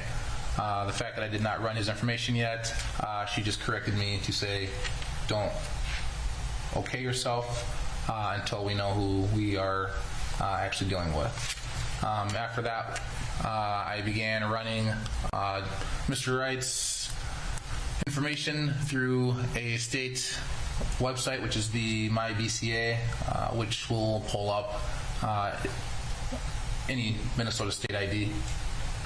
And did his name come up in that system? Yes, it did. And did your FTO, Officer Potter, at that point in time point out why she had given you that advice then? Yes, because if basically it was the date of birth that I was entering into the system as well. If you don't enter the date of birth, it just gives the program more room to think with, I guess you can say. If you gave me the wrong date of birth, it'd at least pop up with the name and someone a date of birth at least is close to that. And at that point, that's when I took the driver's license OLN number from my BCA and placed that into another program that we use, which is our TriTech program. So because you had his name and date of birth, you were able to get more information about him? Correct, yes. And when you did run that in this other program, what did you find out? When I ran his information, basically anything that's a hot file is going to either make a ding noise, it speaks to us, it'll say wanted person, could be a warrant, could be a protection order. When I ran the information, his information came up as a gross misdemeanor weapons charge, and under that was also a protection order for a female that I also observed on the screen.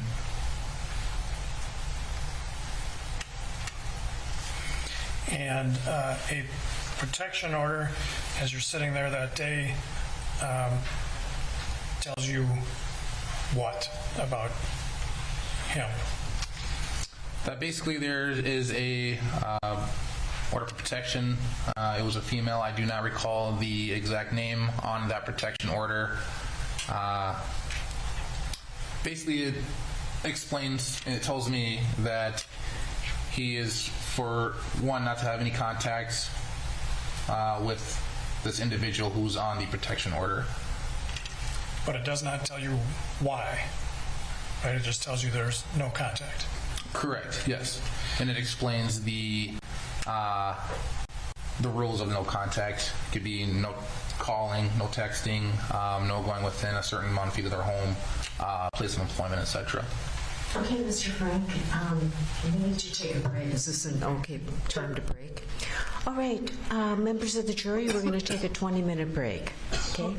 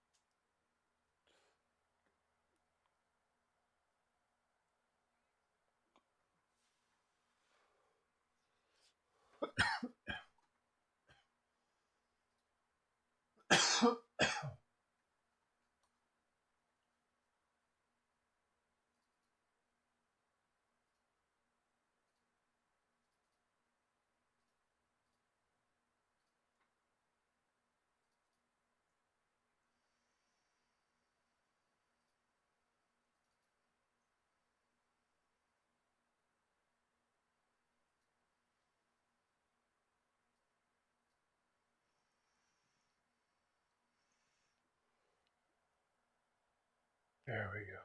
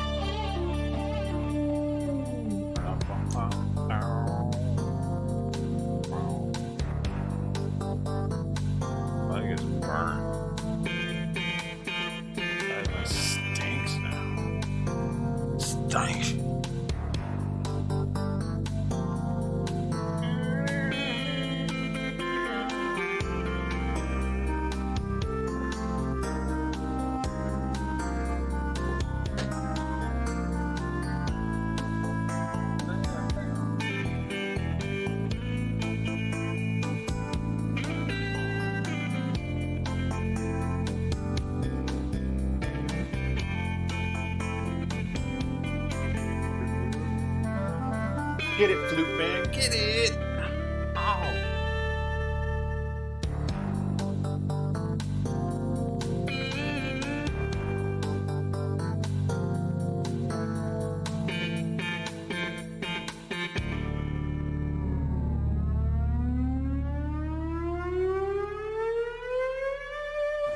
I am not gay. I have relationships with women and sex with men. And I got news for you. That means you're gay.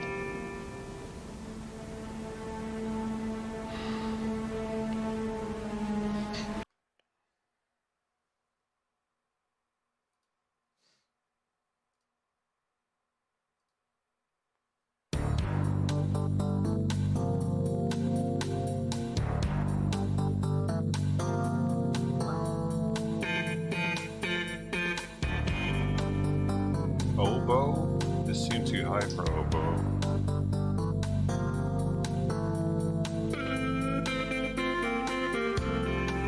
Clarinet.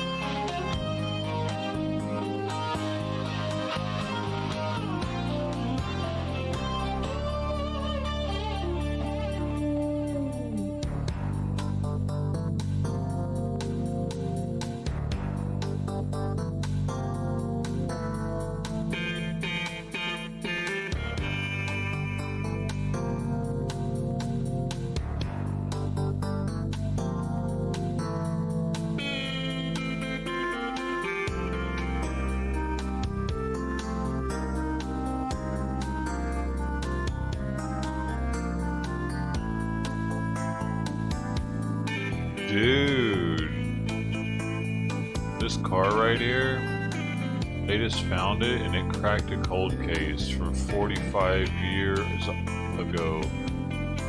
Missing an Auburn University student, and it was found with a wallet inside and human remains. So they probably drove off this fucking shit somehow. Nobody noticed, dude, and they were just gone. We were like, fuck, what happened to Jim? I don't know, dude. Where's his car at? I don't know. He just left, man. Where'd he go, dude? He just said he was going. He never came back. He just drove off into the mud and like 45 years ago. Wow, man. That's wild. They just now found it, though. Huh. Crazy. Oh, down here.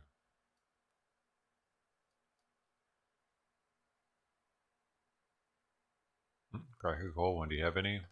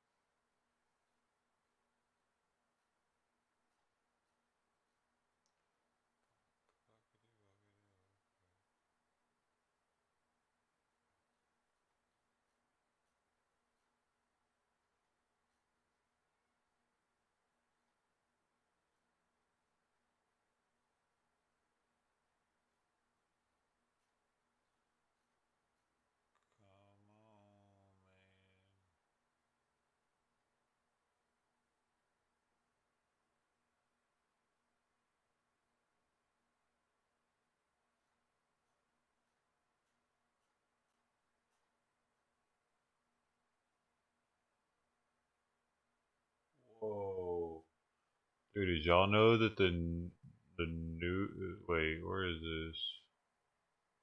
I don't know, dude, a Christmas tree was set on fire somewhere. Look at this crazy shit.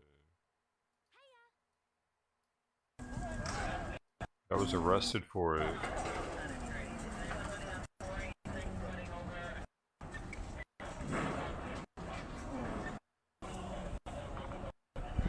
Is it fake or no?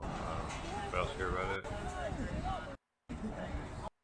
What does that mean? Oh, it's at Fox News. It's outside of their building. That's why this guy says Fox News.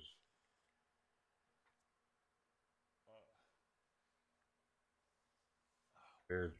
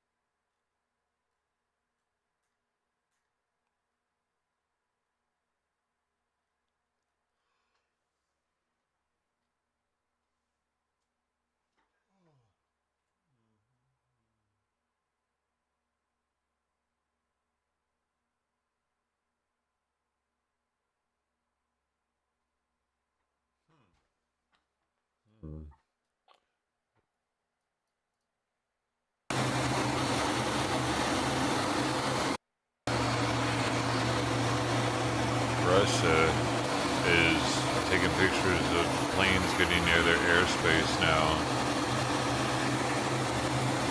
People are watching Russia. We are watching Russia. It's pretty wild. It seemed kind of wild, man.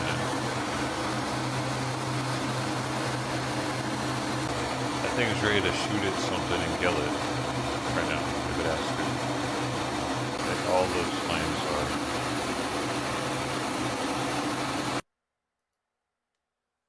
The Russian jet crews identified the two tactical French fighters approaching the Russian border, as well as a S-135 tanker aircraft. There are no violation of the Russian border.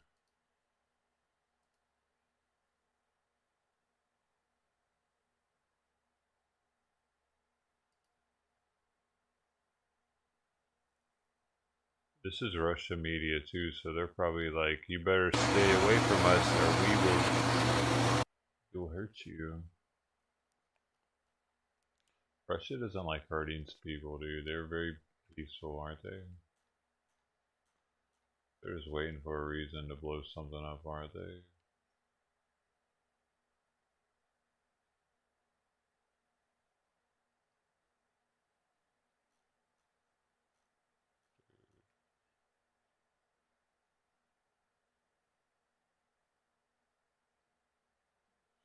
It's Elizabeth City. Is that some crazy kid that just tried to go to school with a gun? Did we miss it? It's still on. Dude.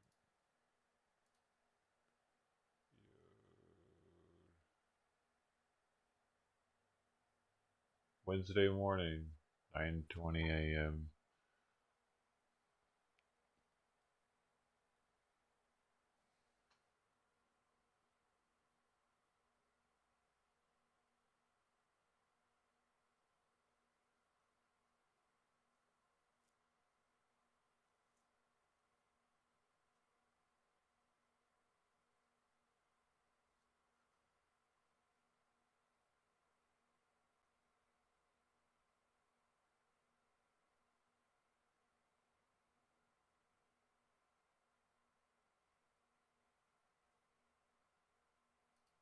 It's just spinning, dude, but it says a high school student was caught on the bus with drugs and a gun, though.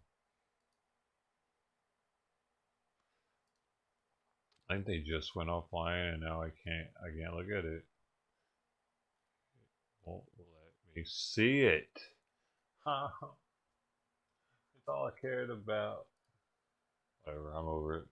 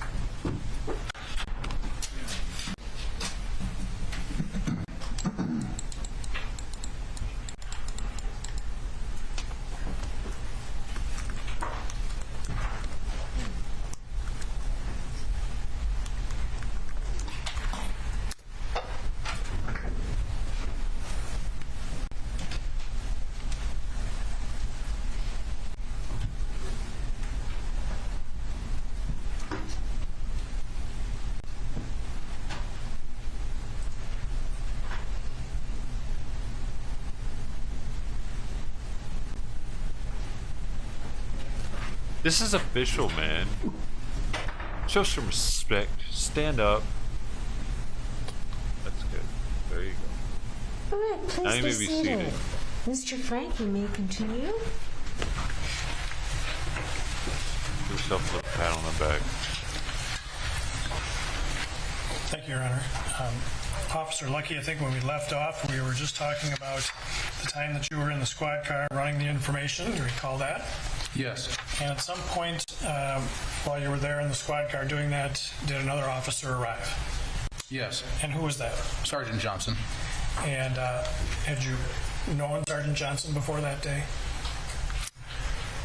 Yes, when I first started. First started at Brooklyn Center? Yes. Okay. So you recognized him when he showed up, in other words? Yes. And when he arrived, what did you tell him? So I pretty much advised Sergeant Johnson of the reason for the stop. I informed him of the gross misdemeanor weapons charge that I learned about, and also the protection order that was also on my computer screen. And so what did you do then? So at this point, I advised Sergeant Johnson what my plan was, and that was to basically make contact with Duante again at the vehicle, and also get the female passenger identified. And did you have a decision in your mind about what you were going to do with Mr. Wright? Yes. What was that? I advised Sergeant Johnson and Officer Potter at the time that we would be taking him out of the vehicle and placing him under arrest for the warrant. And so what did you do then? I exited my squad car and I reapproached the driver's side of the vehicle that Duante was driving, and at that time I realized he was on the phone with someone who I believe he did say that it was his mother, and there was more communication going on. I don't know if I asked him again about the insurance, but I do know at one point I just asked him to step out of the vehicle so I can talk to him. Did he tell you whether he was still looking for that insurance paper? Yes, and I did see a bunch of papers on his lap as if he was still looking for the insurance. And when you saw that he was on the phone, did you tell him to do something with regard to the phone? Not until I asked him to step out of the vehicle. So tell the jurors what you did then in that regard. So when I requested Duante to step out of the vehicle, I did request that he place the cell phone on the dashboard, which he did. And what happened then after that? After he placed the cell phone and moved the papers from his lap, he exited the vehicle. And at this time, I immediately requested that he put his hands behind his back. But before that happened, when I requested that he exit the vehicle, the female passenger did make eye contact with Duante, and I believe she told him to just do it or just go. And did he in fact then get out of the car? Yes, with hesitation, yes. And what do you mean by hesitation? What was that? What do you mean by hesitation? He was very hesitant, not wanting to get out of the car. Eventually, it was the opening the car door slow, thinking about it. Yep.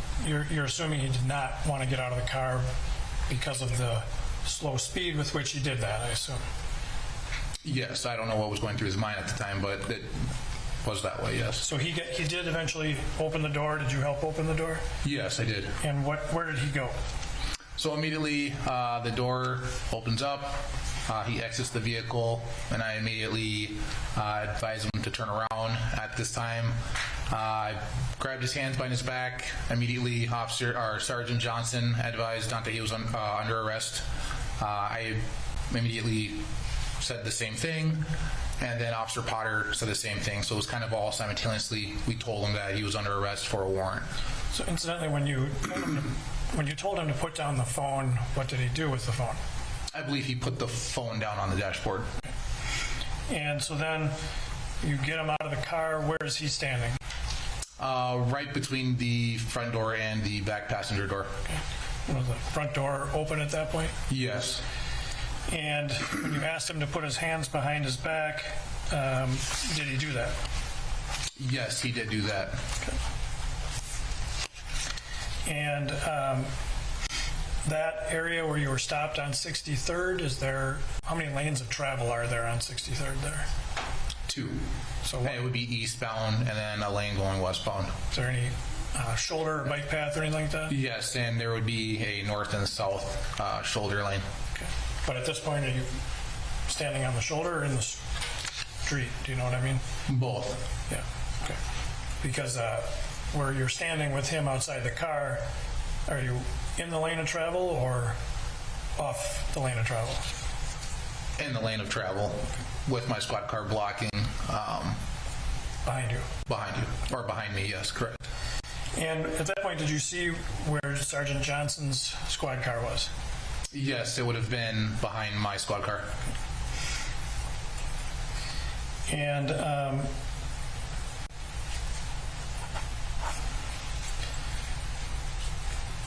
so why did you tell him that he had a warrant and he was getting arrested? Why did I tell him that? Yeah. In the state of Minnesota, at least when we do place people under arrest, it's smart to advise people that they're under arrest if they decide to run. And it also gives people the understanding of why they're being placed in handcuffs and why they're being detained. He had not, let me say that again. You had not been able to put handcuffs on him at the point when you told him about that? Correct, yes. And Sergeant Johnson actually spoke first about the warrant? Yes. Right. And so then as he puts his arms behind his back, what happens then? I immediately grabbed his fingers, began lifting his sleeves upward. I do that before taking my handcuffs out of my handcuff case to have control of them.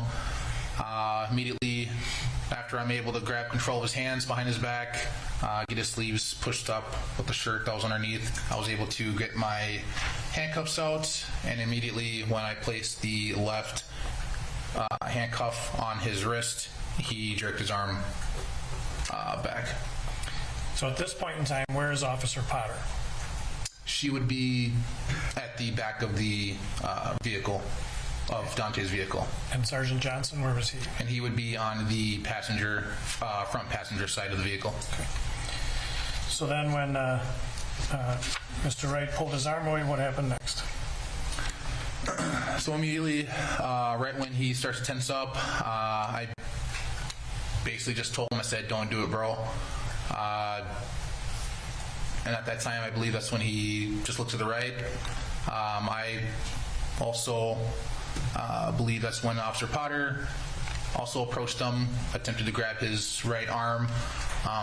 But right when that happened, he yanked his right arm upward and was able to get back into the vehicle. Okay. And when you say get back into the vehicle, how much back into the vehicle? At one point, it was half of his body. Initially, when he first attempted to get back into the vehicle, I was able to grab his head, neck, and I attempted to put him in a modified head grab against the car to stop him from getting into the vehicle. Pretty much I placed his head against the panel of the door. At some point, was he able to put himself into the driver's seat? Yes, and then so while I was trying to gain control of him, to get him back out of the vehicle, he was able to grab the steering wheel and pull himself back into the driver's seat. And what was Officer Potter doing at this time? At this time, Officer Potter then ran over to the left side of me, where she tried to assist me with getting him out of the car. And so what did you do trying to get him out of the car at that point? At this point, it was me basically holding on to his jacket, grabbing his hand, trying to pull him out. However, he kept holding on to the steering wheel. And were you able to see where his feet were at the time? Yes, they were kind of all over the place. At one point on the floor, maybe hitting the brake at one point. During this time, were you able to see what Sergeant Johnson was doing? I cannot recall. I just know that he was doing something with the vehicle and also possibly trying to push him out of the vehicle. I can't recall exactly what he was doing, though. Okay. Were you able to see him from your vantage point? Sergeant Johnson, I mean? Yes, I was able to see him. How much of him? All of them. Okay. And so were you able to tell what he was trying to do from the other side of the car? Yes, I just seen, I think it was at one point he might have even put his hand on the shift gear, but I think that was pretty much all I can see. I just know that he was reaching over the front passenger, and I honestly can't recall what he was doing. And when you're trying to get physical control of Mr. Wright, did you see him doing anything to try and operate the vehicle? Yes. What was that? I believe he was, I don't know if he was trying to start the car. I don't know if he was trying to, well, he was obviously trying to put the car and drive. I'm assuming to drive away. And so that was your mindset at the time, is he was trying to drive away? Yes. And you were trying to stop him from doing that? Yes. And you had hands on him at the time? You got a hold of him? Yes. And did you make other attempts to stop the vehicle from moving at that point in time? Yes. What did you do? There was at one point, I was able to see his hands. I believed he kept trying to grab upward towards the steering column. I believed that's probably where the key was, or the shift gear. So I also grabbed where he grabbed to try to undo whatever he did, which was the key or the shift gear that he went for. Did you use your left hand to do that? It would have been my left hand, yes, because I was still grabbing on the right with my right hand, yes. So you had your right hand on him, and with your left you reached in to try and undo what he was doing? Yes. Would that have included trying to turn the key? Yes. Were you able to do that? No. Okay. So then, at this point in time, did you know where FCO Potter was at the time? Yes, she would have been inside the door on the left side of me. So it would have been me a little bit outside the front passenger door, and then it would have been her basically to the left side of me. You said front passenger door, do you mean? Sorry, the front driver door. Okay, driver's side door, right? Yes, driver's side door. Right. And then did you hear something from Miss Potter at the time? Yes. What did you hear? I heard Officer Potter say, "I'm going to tase you." And what did you do after hearing that? At that point, I was still trying to gain control of Duante. And were you able to? Not completely, no. Okay. You still had a hold of him, in other words? Yes. And what did you hear next? I heard her say, "I'm going to tase you," again, I believe a second time, and then I believe that is when I heard taser, taser. And what happened next? At that same time, when she yelled that, that's when I was reaching into the vehicle trying to grab what I believed was the stick shift when Duante grabbed in that area of the steering column. I just tried to undo whatever he did, and then that's when I just heard a bang. And did you recognize what that bang was? Yes. What was it? It was a firearm. And did you see anything when that happened? Yes. What did you see? I just seen just a flash, smoke, and at the same time, I suppose, a firearm. It was a gun. And when you heard Ms. Potter say taser, taser, What should you have done when she deployed her taser? That's when you yell taser, taser.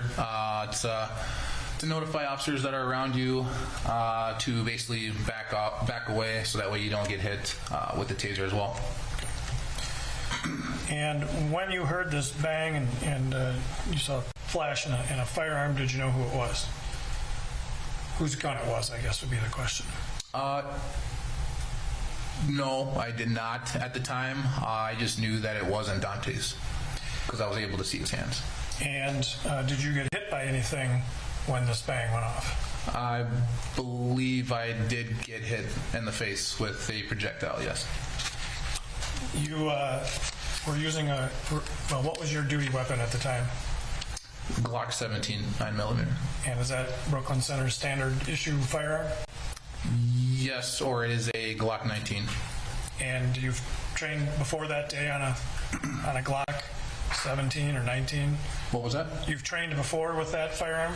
Yes, only the one that I carry for work is the one I use, yes. And you're familiar with how it discharges, or in which direction it discharges a casing? Yes. Which direction does it discharge? To the right. And were you to the right of Officer Potter or to the left? I was to the right.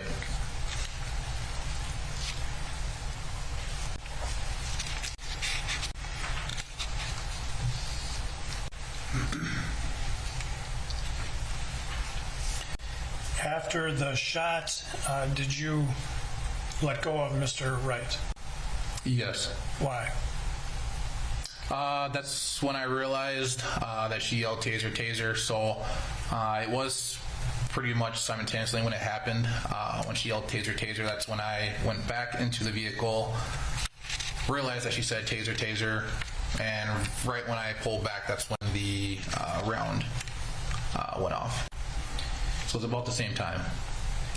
And did you hear Mr. Wright say anything? I did not hear anything after that, the round going off for a brief moment. Okay, did you hear him say anything subsequent to the round going off at all? No. Do you recall him saying that he had been shot? I did not hear him when that happened, but with the review of the video once or twice, yes, I believe he does say that, but okay. I wasn't able to hear at that time when that happened. And any idea why you were not able to hear it at that time? Just from the gun going off at a close range.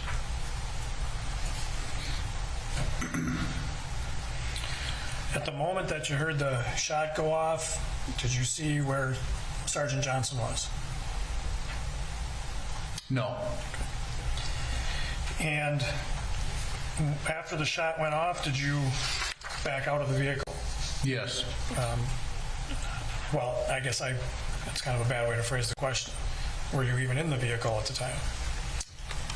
I was partially in the vehicle, yes. I would say my duty belt and up was probably in the vehicle when the shot went off, yes. And you had a hold of Mr. Wright at that point in time? Only with the right hand, I didn't. And so after the shot then, what did you see the vehicle do? At that point, I jumped back, and I do believe that's when I was able to see Duante put the car in drive, and the car just took off eastbound. And did you see where it went? Yes. And I'm going to put Exhibit 1 back up on the screen for you, if you could, please. And you see Exhibit 1 on the screen again? Yes. And can you take the stylus again and show us what you saw of the vehicle, where it went? Yes, I do believe from this spot, traveled eastbound till about this median, airborne over the median, made contact with another vehicle, and I believe that's when the vehicle crashed into a fence, which would lead to where the other X is. Okay. And you were able to see that back at the stop location? Yes. Okay. And what did Officer Potter do after the vehicle left? Immediately, right when the vehicle takes off, I turned back, first looked at Sergeant Johnson, then I looked at Officer Potter, and I realized what had happened, and immediately I seen Potter, I believe, having her hand, our firearm, or a taser. I don't know if they were both out at the same time, but that's all I seen, and immediately she became hysterical and stated that she shot him. And did you see her place her firearm back in her holster? Yes. Okay. And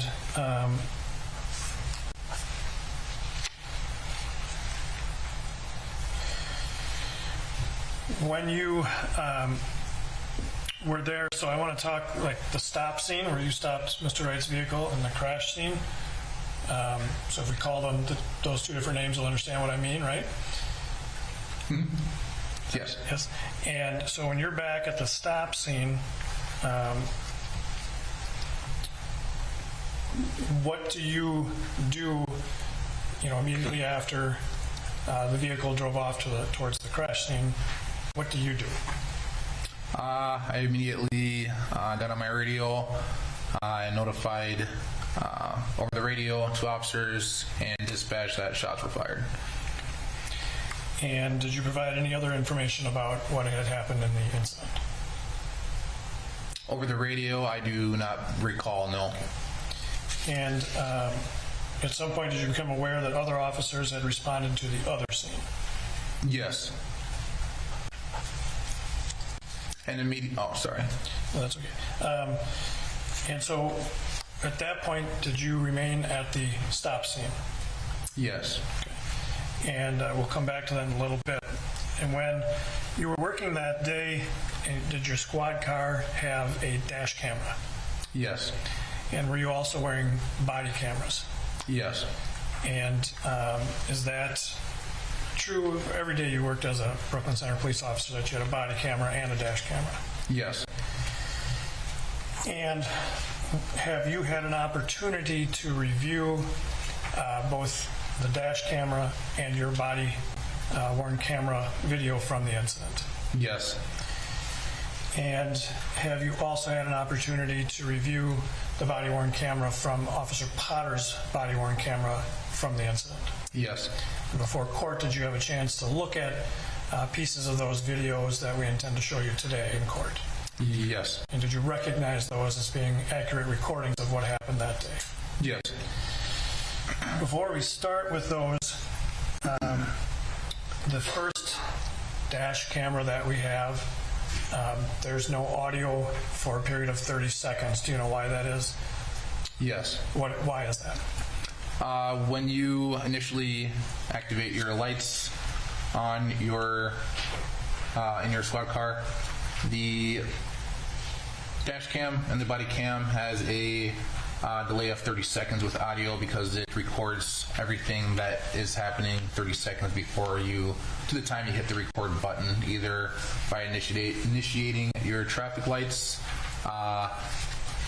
hitting the button on your body cam, or manually hitting the record button on the arbitrator, which is the record button on the actual dash cam. So you end up with 30 seconds of video with no audio, essentially, correct? Yes. And so turning on your lights activates the camera and eventually the audio? Yes. And so I'm going to show you now Exhibit 10. And this is a composite video, 2 videos of both your body-worn camera and your squad camera. Is that correct? Yes. And Your Honor, we would offer Exhibit 10. Exhibit 10 will be admitted into evidence and you may publish.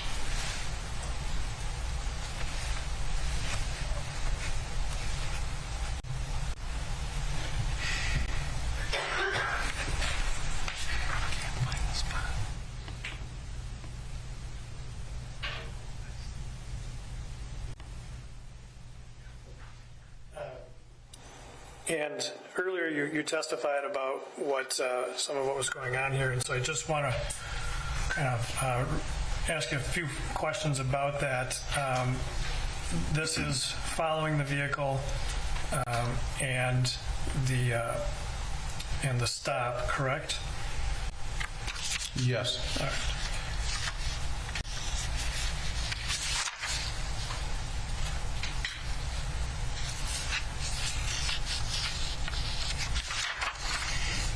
Okay, let's go ahead and play the video, please.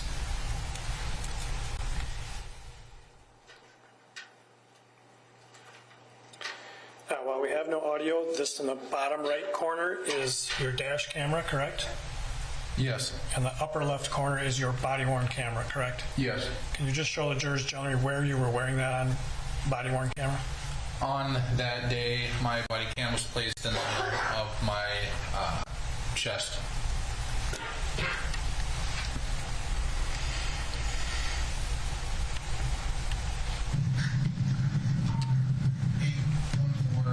Union Boy Yellow. It'll be on 63rd and Orchard Lane. Really? Move forward. You're gonna stop right here. Hey, can I get a second car over here, please?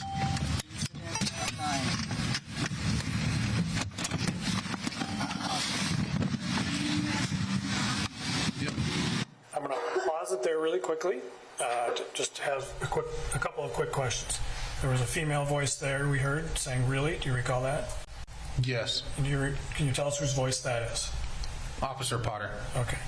And then there was a time when you said, "Get a second car here, please." Do you recall hearing that? Yes. And is that when you're calling on the Brooklyn Center radio to get another car? Yes. All right. And, okay, let's continue playing that. Thank you.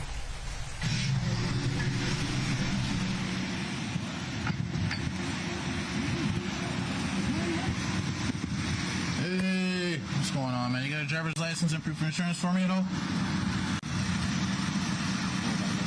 You don't have a driver's license? Okay. What's your name? You're Duante?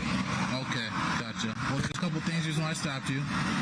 The air freshener hanging down there. Yeah, can you, and then our other question is your tabs. Yeah, they're expired. I'm getting them at the moment, but due to Corona stuff, they're taking slow. I haven't set up an appointment. Okay. Do you have any, who's the car registered to? My brother. What's his name? Okay. All right. Do you have insurance on the vehicle then? You got any type of identification at all? Yeah.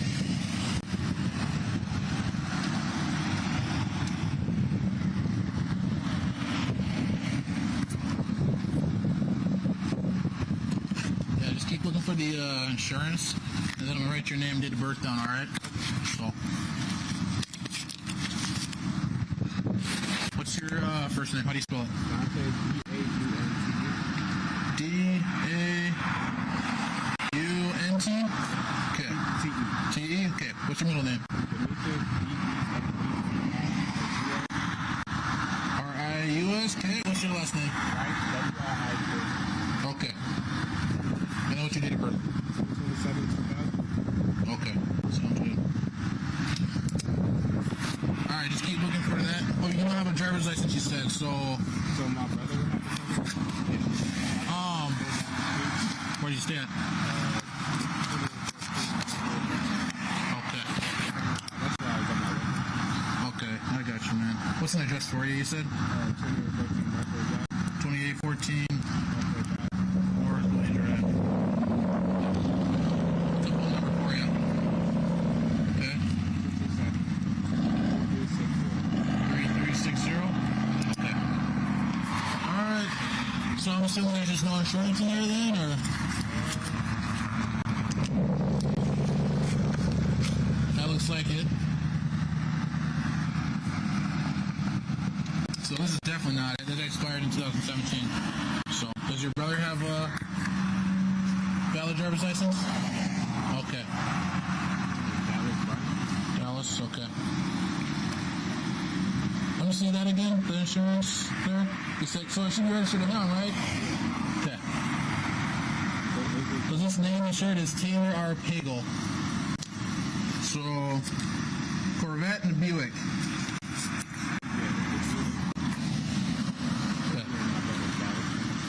When you ran the plate, what did they say? It came back as Dallas, yeah. So just want to make sure, okay. All right. Well, just sit tight over there back, man. Just keep looking for the insurance, okay? Okay.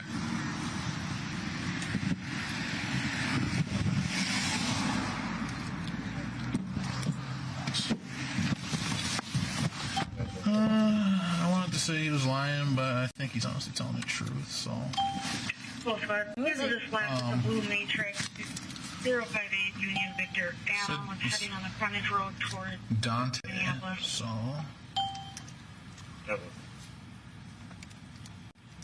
1938. I see your code 4. Do you want me to continue? Yeah, if you want to just keep coming. Yeah, don't code for yourself until you code. Did you code for yourself? Yeah, I did. 05 to 19. Not sure where you are, but I'm about 30 blocks out. Yeah, don't code for yourself until you know who you got. 13 to 67. Okay. Then I'll continue until, Right, because somebody's had warrants. Okay, okay. Just don't run him that way. You might not come up with the right one if you gave the wrong name, right? Just run him as Duante Wright. No, just run him like you were in DBS. Yeah. Just don't put all that other information in it. Oh, okay. See what it gives you.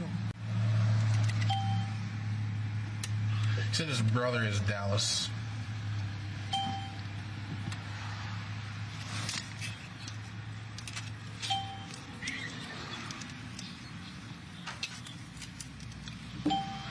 Your incident has been updated. New message. Or Darius. License status. Suspended. Mail. State records hit. See? You don't want to code for yourself.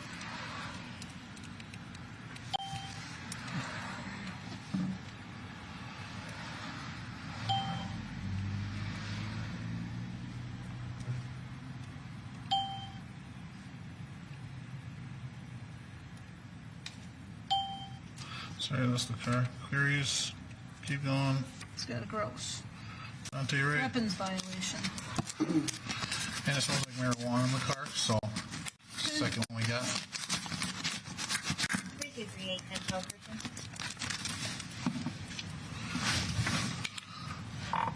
Affirmative. You're going to want to find out who the female is because there's no OFP. Yep. There's a harassment warrant.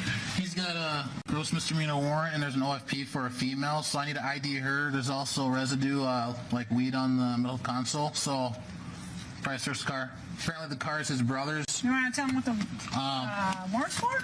Warrant is for the weapons violation. Has been updated.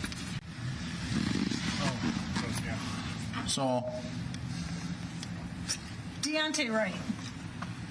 Duante. Duante Wright? Duante Wright. Aren't those the Wright brothers? Not the ones that fly, but the other one? Okay, so I'm just going to get him out and I cuff him up. I mean, he's got a warrant, so I'm just going to get him cuffed up.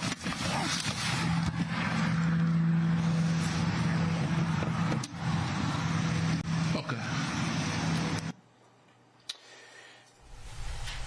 So does that depict then the time between following him, stopping the vehicle, the first approach, and then just right towards when you next approach the vehicle? Yes.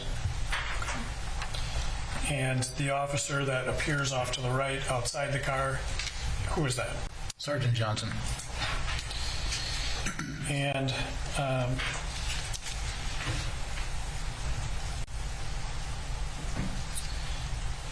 I am going to show you then the next, well, Your Honor, at this time we would offer Exhibit 11. Any objection to using him?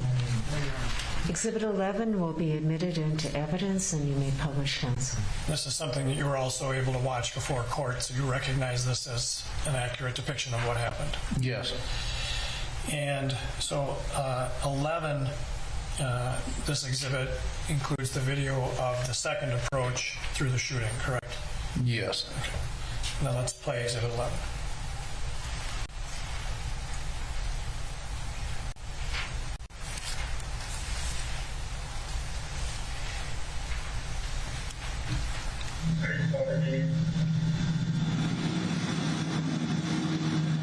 Duante, alright man, here, do me a favor, just step out of the car, and I'll explain what's going on.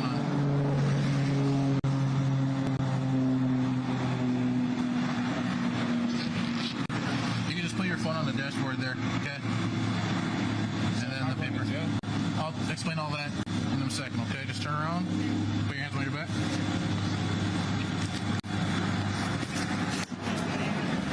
Okay, so you are going to be under arrest, okay? You do have a warrant, so... Don't. You're tense enough, bro. Don't do it. Don't do it. Bring it back. Hey! Don't.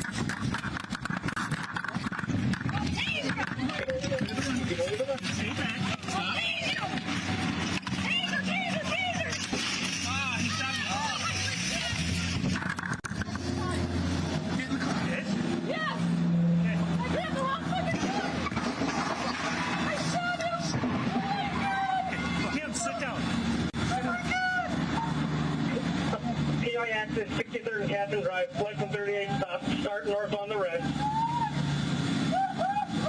Starting north on the red, then can you repeat your first 30 seconds? Now we noticed at some point there that your video drastically changed. Did your body camera fall off at that point? Yes, it did. And at some point, did you pick it back up and put it on? Afterwards, yes.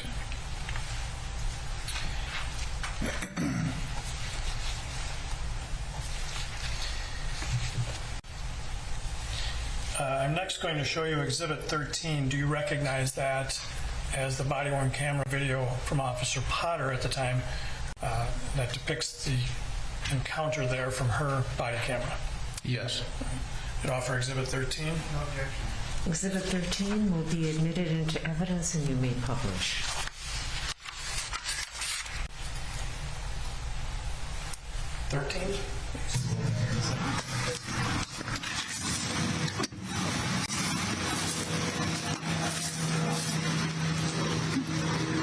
Let's have him step on out. Hey, Duante. All right, man, here, do me a favor. Just step up to the car.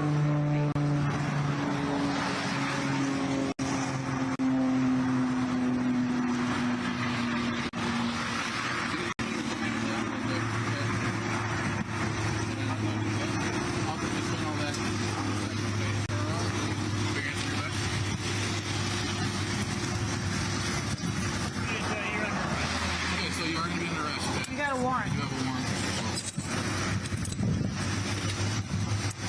Don't. I'm not doing nothing. Don't. You're tense up, bro. Don't do it. Don't do it. Put your hands on your back. Hey, don't. I'll tease you! I'll tease you! Taser! Ah, he shot me. Oh my shit! I just shot him. Yes! I grabbed the wrong fucking gun! I shot him! Oh my god! Oh my god!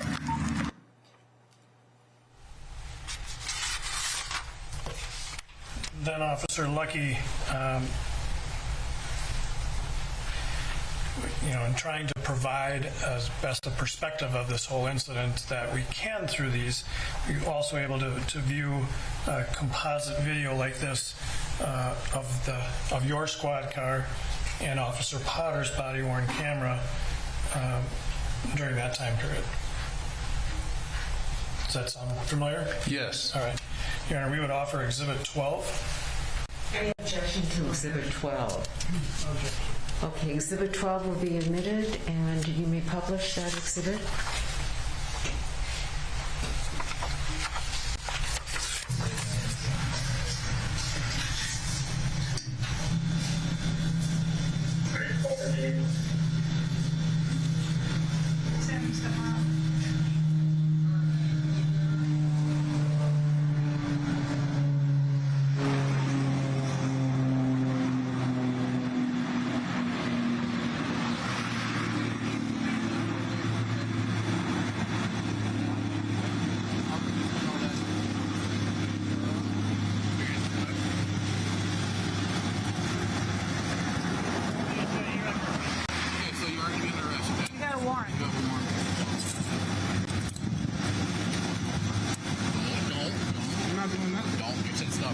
Don't do it.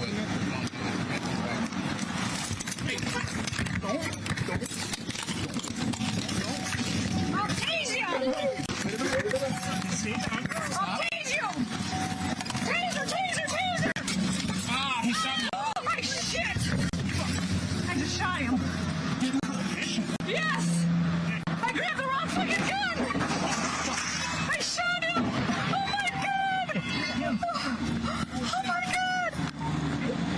PI access 63rd and Captain Drive, flight 138 stop, start north on the red. Starting north on the red, then can you repeat your first target setting? Right at the end of that video, there's a small black item or object in the street in front of you. Did you see that?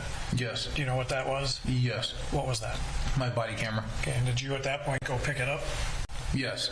And in the moments after this video stops, does Ms. Potter continue to make statements about what happened? Yes. And so we would at this time offer Exhibit 14, which is a composite of the body-worn camera videos occurring after. Okay? An objection to Exhibit 14. Exhibit 14 will be admitted into evidence and you may publish. You can play Exhibit 14, please. I just shot him. Get in the car, bitch. Yes! I grabbed the wrong fucking gun! I shot him! Oh my god! Kim, sit down. Oh my god! I got it.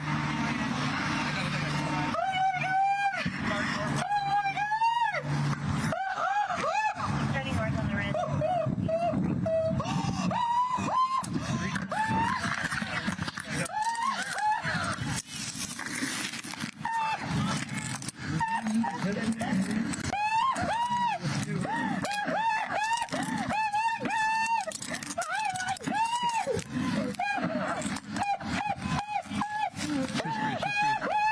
Are you okay? Just breathe. Just breathe. Just breathe.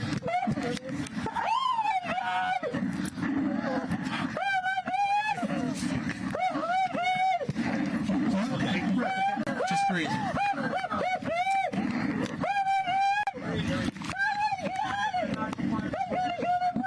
No, you're not. No, you're not. No, you're not. Kim, that guy was trying to take off with me in the car. It's okay.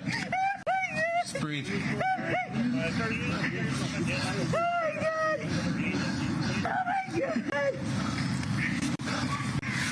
He's still okay. Breathe.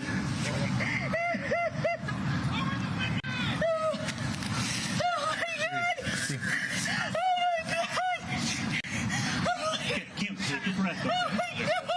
Kim, take a breath. You're all right. Okay, Rick, made them a couple blacks out. Oh my god! Oh my god! Driver, stop breathing.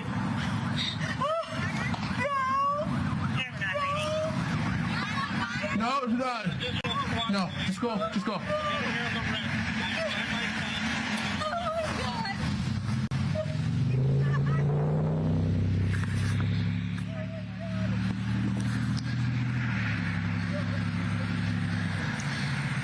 We can get the road shut down westbound Yeah, just hurt on 63rd.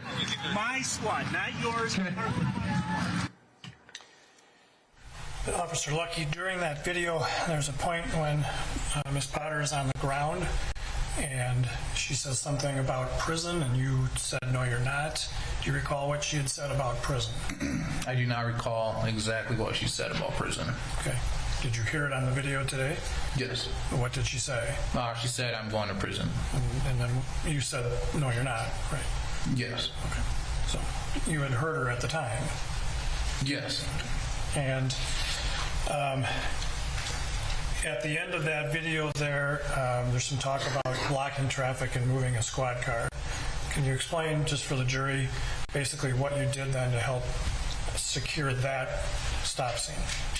Yes, so what I did, there was, I got on my radio, other squads that were en route to the scene. I knew that we needed to leave our cars there, and I wanted to at least have the west side of the street on 63rd Avenue of Orchard Avenue shut off so cars can't come through. And were you able to do that? Yes. How did you do that? At that point, I was directed by Sergeant Johnson to take his squad, and that is when I jumped in his squad car and parked it in the middle of the road to block off traffic. And did you then remain at the scene of the stop there for some period of time? Yes. Do you recall approximately how long you were there? I would say approximately about 2:44 p.m. is when you left the scene? Yes. And, I think I never even asked you at the beginning about what time it was that you initiated the stop. Do you recall? Yes, the initial stop, I believe, would have been 1:54 p.m. And so you were still there at the scene at 2:44. How did you leave the scene? I left. I was partnered with a officer from an outside agency who accompanied me. I sat inside of her squad car and until one of my sergeants arrived and had further directions for me. So because an officer was involved in this situation, there are certain procedures that get followed, correct? Yes. And so you weren't involved in any further investigation of the incident, either at the stop scene or at the crash scene? No. And you were eventually driven from that scene back to the police department? Yes.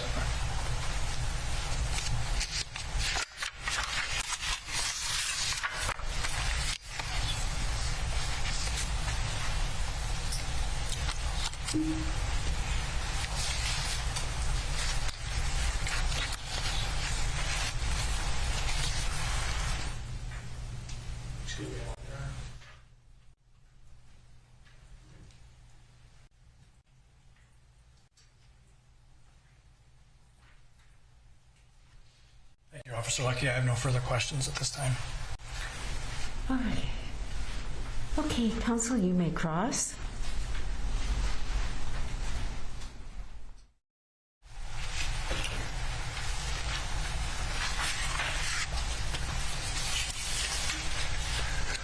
Good afternoon, Officer Lucky. We've met once before. Yes, good afternoon. On that last video that we just saw, there's a voice that appears and says, Kim, that guy was trying to take off with me in the car. Remember hearing that? Yes. Whose voice was that? Sergeant Johnson's voice. And that was that statement was said right after she said, I'm going to prison, and he says, no, you weren't. Oh, I object, Your Honor. That's a misstatement. Members of the jury, you rely on your own memory as to what you saw on the video, okay? What caused him, what was the sentence before he said, Kim, that guy was trying to take off with me in the car? Oh, do you remember? I don't recall at this very second what he said. Okay. But you do remember Johnson saying that? Yes. Okay. Well, let me start with your comment that you had an intuition when you were following initially the white car, but you were not asked about what the intuition was. So what was your intuition at that moment when you saw the car and you had one? You mean when I was initially at the intersection of 63rd and Zane Avenue? Correct. Okay. Initially, my intuition was the fact that it is a high crime area. That area is known for a lot of shootings. For me, it was the behavior of the vehicle. It's the hesitation from the beginning that the right blinker was on following the left turn lane. Is this a high crime area for guns as well? Yes. And for drugs? Yes. And your intuition is formulated by a number of things, but among them is that you've been in this area all your life. Yes. And know the streets as well as anybody. Yes. And you rely on that kind of hunch, do you not, on your daily task of being a police officer? Yes. It's kind of gut instinct, isn't it? Yes. And that was one of the reasons, your gut instinct or intuition was one of the reasons you were following the car, right? Yes, one of the reasons. Okay. And you ran the plates, found that the tabs were stale, and you had a reason to stop the car. Is that right? Yes. So you wanted to find out what was going on. Yes. Because you had an intuition that something else was going on besides the tabs. Yes. Okay. You didn't quite know, but you were curious. Yes. Okay. And there was nothing wrong with you stopping the car for the reasons you said you stopped it, right? Correct. No. Now you're with former Officer Potter, and she's your FTO, but you're making the decision to stop the car, are you not? Correct. And yes. The way this works is that she supervises you, of course, but you can make your own independent evaluation of what to do, and then she kind of coaches you through it after the fact. That's kind of how it works, right? Yes. And you've been on several shifts with her before, you mentioned, right? Yes. And you weren't exactly a novice police officer. You spent some time in Gaylord and up in the reservation, so you've done a lot of stops, haven't you? Yes. Okay. So,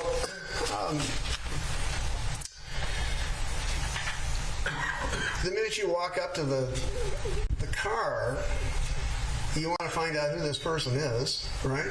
Yes. And he tells you, Mr. Wright tells you he doesn't have a driver's license, right? Yes. So as a matter of law, you know as a police officer, he had no business even driving a car. Yes. He can't drive a car without a license, right? Yes. Correct. He didn't offer you one, didn't offer you a permit, nothing, right? Correct. Yes. So at that point, you weren't going to let him go away anyway. You were never going to let him drive away. No. So it's fairly standard when you walk up to a doorway and say, "Can I see your license?" That's just police work 101, correct? Yes. It's standard to ask for insurance, right? Yes. Okay, because by law, and you're entitled to enforce the law, you're required to enforce the law, that everyone has to have insurance on their car, right? Yes. And if you don't have insurance on the car, you can't drive the car, right? Yes. So until you found out that they had insurance or insurance was covering this car, the car would never be going anywhere either, right? Yes. It would have to be in the end towed away, correct? Yes, as long as it's not blocking traffic, yes. And he gave you this insurance card with some guy's name named Pagel on it from 2017, right? Yes. And you weren't very convinced by that, right? Correct, no. In fact, your intuition was that there was no insurance whatsoever. Yes, correct. Okay. When you had the odor of marijuana, was it an odor or was it smoke or what was it? It was just the odor of marijuana. I did not see any smoke. And you saw the shake around the car, right? Correct, on the middle console. Okay, and it's illegal to have marijuana inside a car, is it not? Yes. And it's illegal to be impaired by marijuana, although you couldn't tell at the time, but that's another infraction that could be in play here, right? Correct. So you had a number of concerns about him, right? Yes. And your intuition that something was amiss was validated almost immediately. Yes. But you were required to do more, and what you're required to do is check for warrants, right? Yes. I mean, this is police work 101 as well, right? Yes. I mean, it's nothing unique to Duante Wright, what you were doing, right? Yes. So you check the database, and he comes up with a warrant, right? Yes. And it's for a gun. Yes. And that causes your concern to rise, does it not? Yes. Because you know, as you've told us, there are lots of guns in the area, right? Yes. And you know from your experience that it's possible now that he has a gun. Yes. You were thinking that way, weren't you? Yes, I believe, and for my safety, there's a gun in every vehicle that you stop. In fact, you found over your time in Brooklyn Center that a substantial percentage of cars have guns in them. Have you not? Yes. You know, roughly 2 in 5, although that's an estimate, isn't that right? I object, Your Honor's lack of foundation. Well, I think he answered the question. The objection is overruled. About 2 in 5? Yes, if you wanted to be proactive, you could probably find 2 and 5 in a shift, yes. So you in thought... Brooklyn Center. I'm sorry, I interrupted you. I'm sorry. So you thought, or you had an intuition based upon your experience growing up in the area that not only might he have a gun, but it might be on his person, right? Yes. And if it's not on his person, the gun could be in the car, right? Yes. And one of the places that the gun is often placed in a car that you stop is in the console, right? Yeah, sometimes, yes. Or it could be in the left driver's door, for that matter, as well. Yes. It could be accessible to him, right? Yes. So your safety concerns have accelerated here while you sit there, isn't that right? Yes. Because you know that one of the most dangerous things you do in your work is a traffic stop. Yes. It's unpredictable. Correct. You don't know what the driver's going to do, right? Yes. Then you get the harassment order, right? Does that come up on the same computer page that the bench warrant has? Yes, it does. Okay. And the harassment order indicates that someone has filed a restraining order against him, right? Yes. And it's a female, you know that.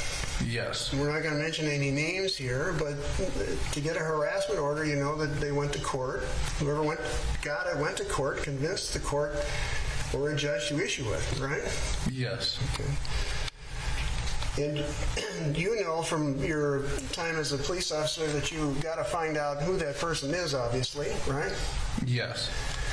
You also know that sometimes the same person in the harassment order reconciles, even though they're not supposed to, and continues to see the person, right? Yes. Now, the bench warrant for the gun left you little discretion as to what you should do, right? Yes. You couldn't let him go. No.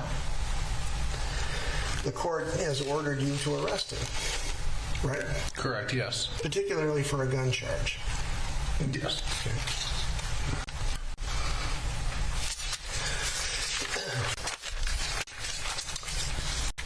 So you made the decision to arrest, but former Officer Potter didn't take issue with that whatsoever, right? No.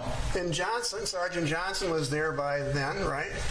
Yes. And the reason you asked for backup was this intuition that you've told us about, correct? Yes. It would be helpful from your point of view to have 2 police officers there in case something happens. Yes. Because something could, right? Yes. And something did. Yes. So the plan is to make an arrest, and Officer Johnson places himself at the passenger side, is that right? Yes. He's providing what is called in your profession a cover, right? Yes. He's called the cover officer. Correct. He's going to take care of the young woman on the passenger side so nothing happens from her end, is that right?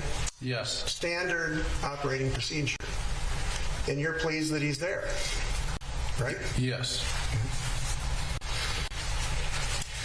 And you approach Mr. Wright and tell him to get out of the car, which is standard procedure.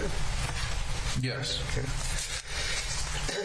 He resists, or at least stalls a little bit, according to you. Yes. Okay. You've seen a lot of people get out of cars. Yes. And it's usually faster, right? Yes. And after you tried to cuff him, as the seconds wore on, did he ever stop resisting you? No. When you said, "Don't do it, bro," I believe that's your sentence. Yes. He was tensing up, but we can't see how he was tensing up on the video. Would you describe that for us? Basically, it was right when I placed the handcuff on his left hand. He just attempted to pull away from my grip from his fingers. That's what he did. It was an immediate jerk, and I was able to still hold on. So when he, if I may interrupt you, when he felt the steel on his skin, he pulled it right away. Yes. He wasn't going to let you do it. I don't know, but he didn't. And when you said, "Don't do it, bro," you were warning him to not only comply, right? Yes. But you're also warning him not to do anything else, right? Yes. Okay. And did he follow your advice? No. Okay. It appeared from your point of perspective that he knew what you were saying, right? Yes. He could understand you. Objection, Your Honor. Foundation. The objection is overruled. You may answer. He could understand you. Yes.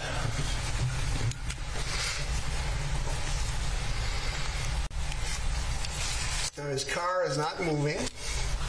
No. It's not in gear. That I can recall, no. You don't know if it's even on or off, right? No. But you know you can't let him go. Yes. You can't let him drive away. Correct. Because if he drives away, that's another felony, fleeing a police officer. Correct. In a motor vehicle, yes. And you also know that if he takes flight in a motor vehicle, it's going to be fast. Yes. But you've seen that before. Yes. And in your view, the fleeing a police officer in a motor vehicle is a dangerous felony. Yes, it's a felony for fleeing in a motor vehicle. Yes. Involves danger involving a car. Yes. Okay. So at this point, Officer Potter says, "I'll tase you." You remember that, which is another warning to him, isn't that? Is that correct? Yes. It warns him that he should stop, or else he'll be tased, right? Yes. And when she says that, does he stop at all? No. He continues on with his struggle. Yes. He's going to grab the steering wheel. Yes. She says, "I'll tase you a second time." Does he stop? No. And then the final seconds go by. He's still resisting. Yes. You're still partially in the car. Yes. Right? Johnson is in the car, as far as you know. Yes. He's in a vulnerable position if he drives away, right? Yes. You're in a vulnerable position if he drives away. Yes. If he takes off, you could be seriously injured. Yes. Or die. Yes. Johnson could be as well. Yes. Or die. Yes. Officer Potter yells, "Taser, taser, taser." That's easily heard, isn't that right? Yes. That's consistent with the training you have received for tasers. Yes. Right? It tells everybody what's going to happen, right? Yes. And when she says taser, taser, taser, does he stop? No. He just keeps going. Yes. And then the shot is fired. Yes.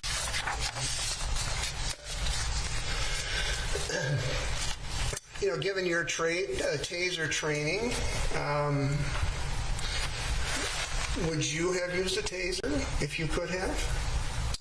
With that situation, yes. So tell us why. Just because at the moment he was not in control of the vehicle, under control of the vehicle, and in our policy it is as long as they don't have control of the vehicle, it would be feasible. And did he have control of the vehicle when she shouted, "Taser, taser, taser"? In my opinion, no.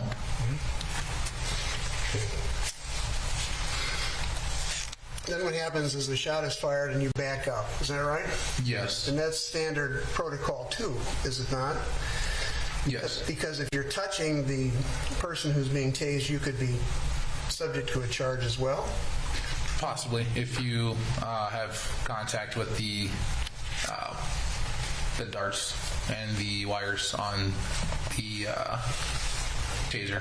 Nothing in your training for tasers requires you to step back 7 feet away in this kind of situation, does it? No. Sometimes you have to have control. Sometimes you can have control of the person that is being tased. You can still physically grab onto them. You can shoot from a very short range, in other words. Yes. And you're trained accordingly. Yes. That you can do that. Yes.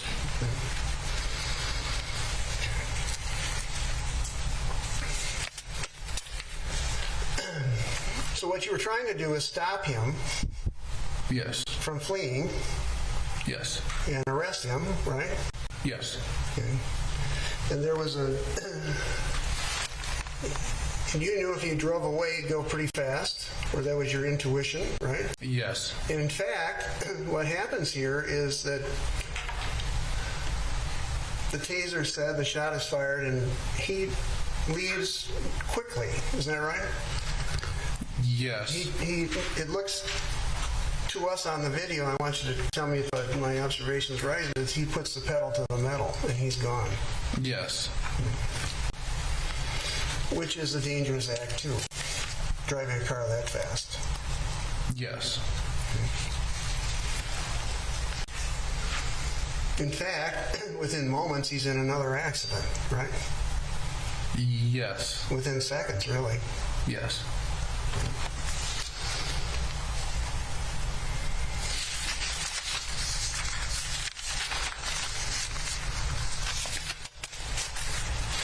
In your view,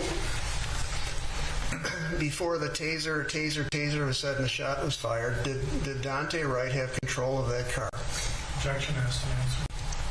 I'll let you answer again. No.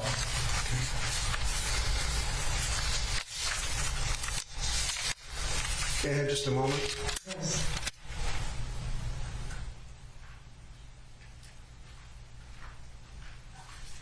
Thanks a lot. Appreciate you answering my questions. Does the state have redirect? Yes, sir.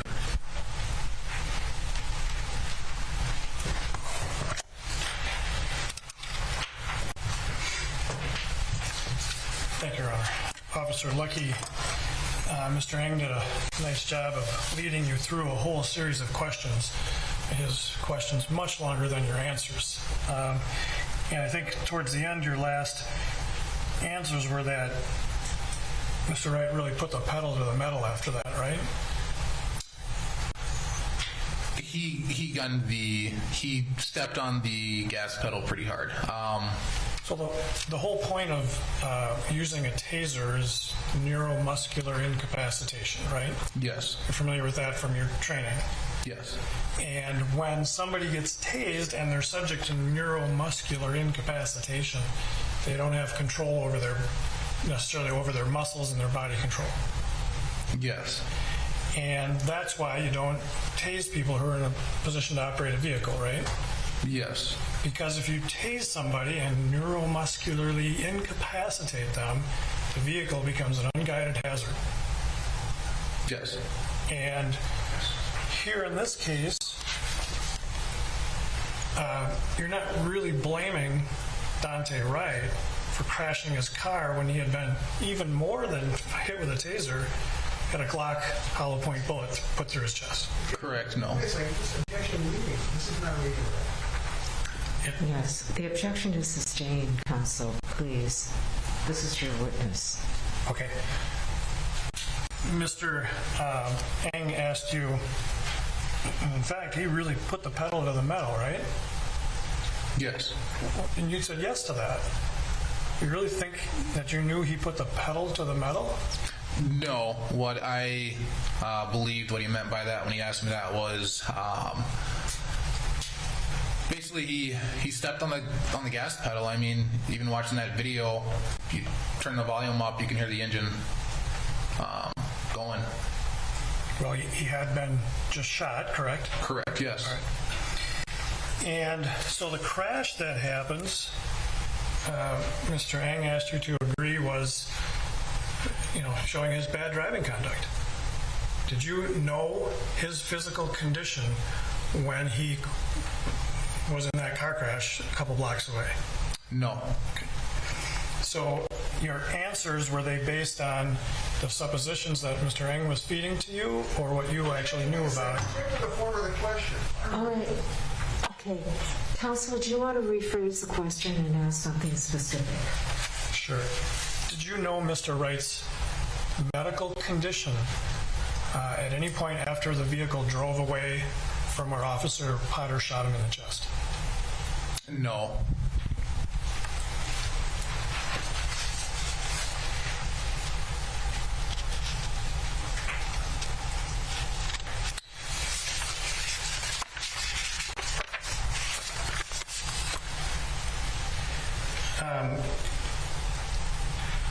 Did you feel like that day when you were acting on a hunch you were doing good police work? Yes. And that was important to your career as a police officer? Yes, that's what I signed up for. Yep. And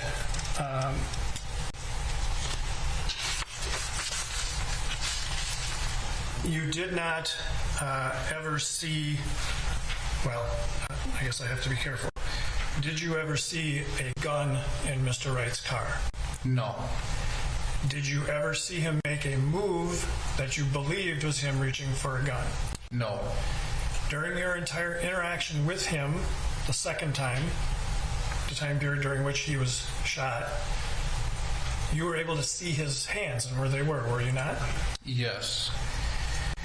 And did Mr. Wright ever physically strike you? No. Did the passenger ever make any threatening moves towards you? No. And did you know at the time that Sergeant Johnson was restraining Mr. Wright from the passenger side? Yes. And did you know at the time that, were you holding on to Mr. Wright physically with your right hand? At the same time? Yes. I believe so. I think at one point when I was, Sergeant Johnson had his right hand on the gear shift, and I think he was also grabbing Mr. Wright with his left hand, but I can't recall what he was doing. But that's what you thought was happening at the time? Yes, when I was glancing over, I was... Yeah. And this...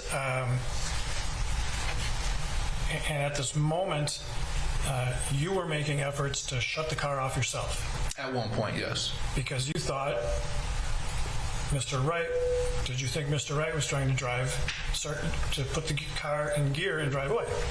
Yes.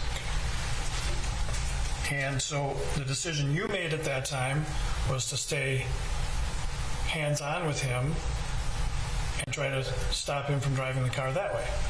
Yes. There were, how many squad cars were parked behind Mr. Wright's car at the time? There would have been 2, mine plus Sergeant Johnson's. And how many police officers were there at the scene with Mr. Wright at the time of the second confrontation? 3. And the other 2 officers were both, how many years of experience did each of those officers have, do you think? Objection beyond the scope at this point. The objection is sustained. So you were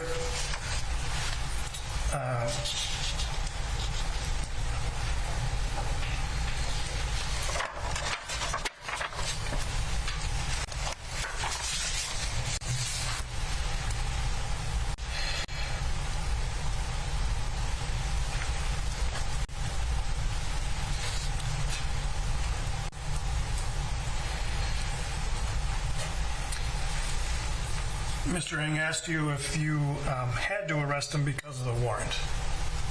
And I think you said you did. I don't dispute that. But as a police officer, do you have discretion over the amount of force you use to accomplish an arrest? Yes. And the amount of force that you chose to use was placing your hands on Mr. Wright and trying to pull him out of the vehicle and shut the car off. Yes. And did you know at the time that too was the same amount of force that Sergeant Johnson was using? Yes. And when you heard Officer Potter first say she was going to use her taser, you didn't pull yourself out of the vehicle at that time? No.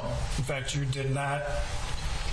Well, did you take yourself out of that vehicle anytime before the actual shot?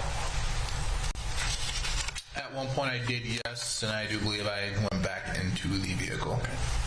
So you weren't, so the concern that you expressed to Mr. Eng about potentially being dragged by the vehicle, you didn't have at the time you went back in the vehicle to try and disable it? Sorry, ask that question again? Sure. You told counsel on cross-examination that there was a concern that you could have been dragged and hurt by the car. But when you reached into the vehicle, put yourself into that vehicle, you must not have been concerned about that at that point, right? Yes, but there's a possibility that it could have happened. Always a possibility it could happen, right? Yes. That's not a question. Right, question mark. I'll let the answer stand.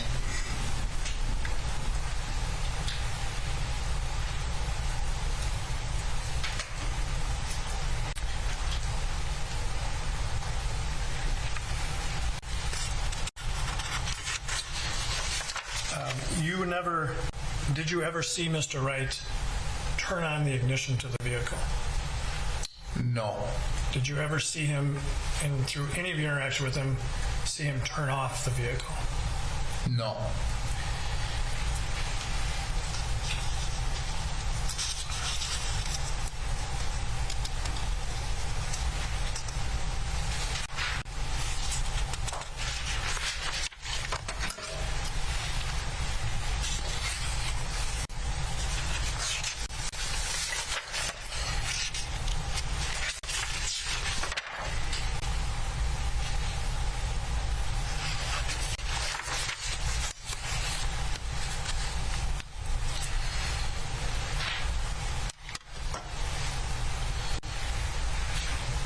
If Mr. Wright had driven away without being shot by taser or by gun, you could have followed him at regular traffic speeds, could you?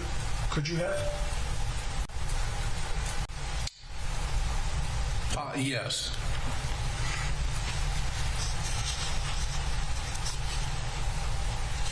I think you indicated that marijuana is a felony. Isn't actually a small amount of marijuana a petty misdemeanor, right? Right. Like a payable ticket. Right, yes.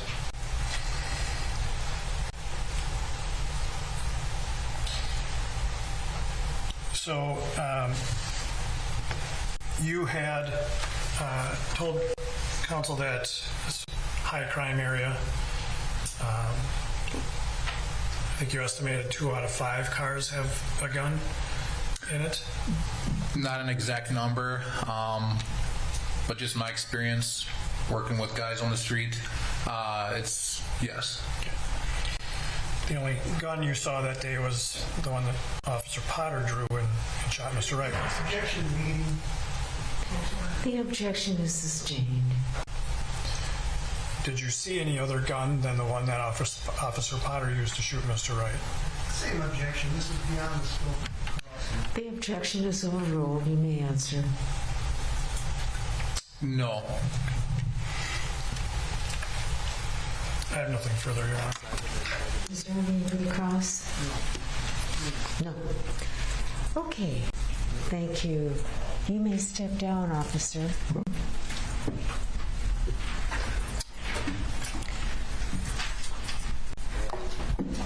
Okay, members of the jury, I'm going to excuse you for the day, and we'll start up this time promptly at 9 o'clock. Okay, so have a wonderful evening.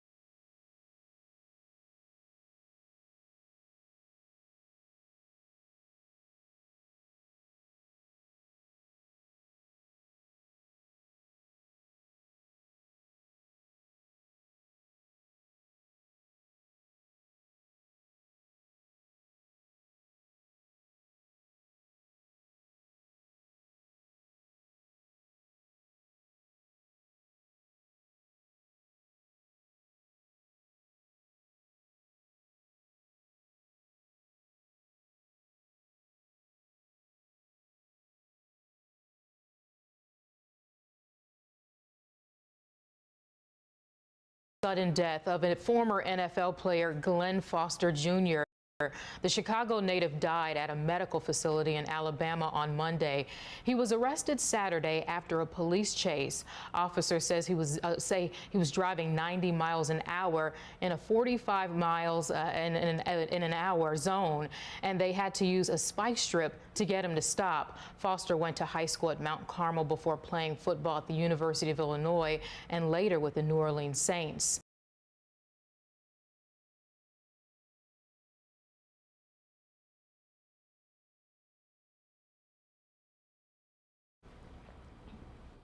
Yeah, and Ravi, many parents walking us through the very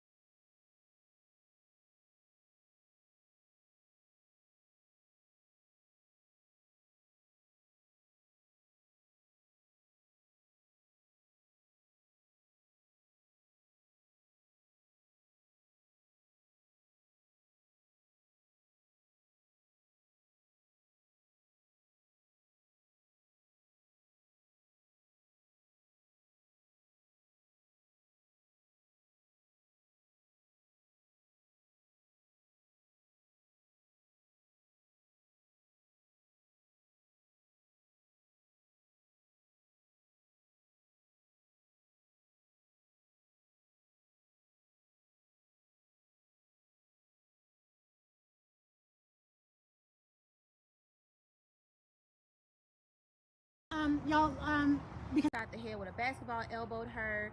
The school that's hitting our children are not being prosecuted. So that's the reason why we're here right now. My son, they're trying to give him the rest of his high school years in a juvenile detention center. They want me to be on child support, and I've been taking care of my son my whole entire life, and this is just, it's horrible. I got a headache. I've been trying to reach out to the NAACP, and I don't want my son to have to be dead for you guys to want to do something or step in to help. Okay, y'all, so she just said she tried to reach out to the NAACP. Not for sure if y'all have one in Josephine, Texas, but whichever's the closest NAACP to Josephine, it's out I-30. Collin County and Garland we reached out to. Collin County and Garland. Okay, tag Mesquite, also NAACP, tag Garland, and just tag Dallas, you know, just because Dallas is We need y'all help, guys. We really do need y'all help. They are, like, basically throwing away our kids' lives. Like, they're torturing them, pulling them away from their friends, and it's really crucial. Okay, so can you just tell what happened here to your daughter real quick? So my daughter had ended up getting footage. Oh, YouTube. Yeah, the footage. Go ahead, daughter.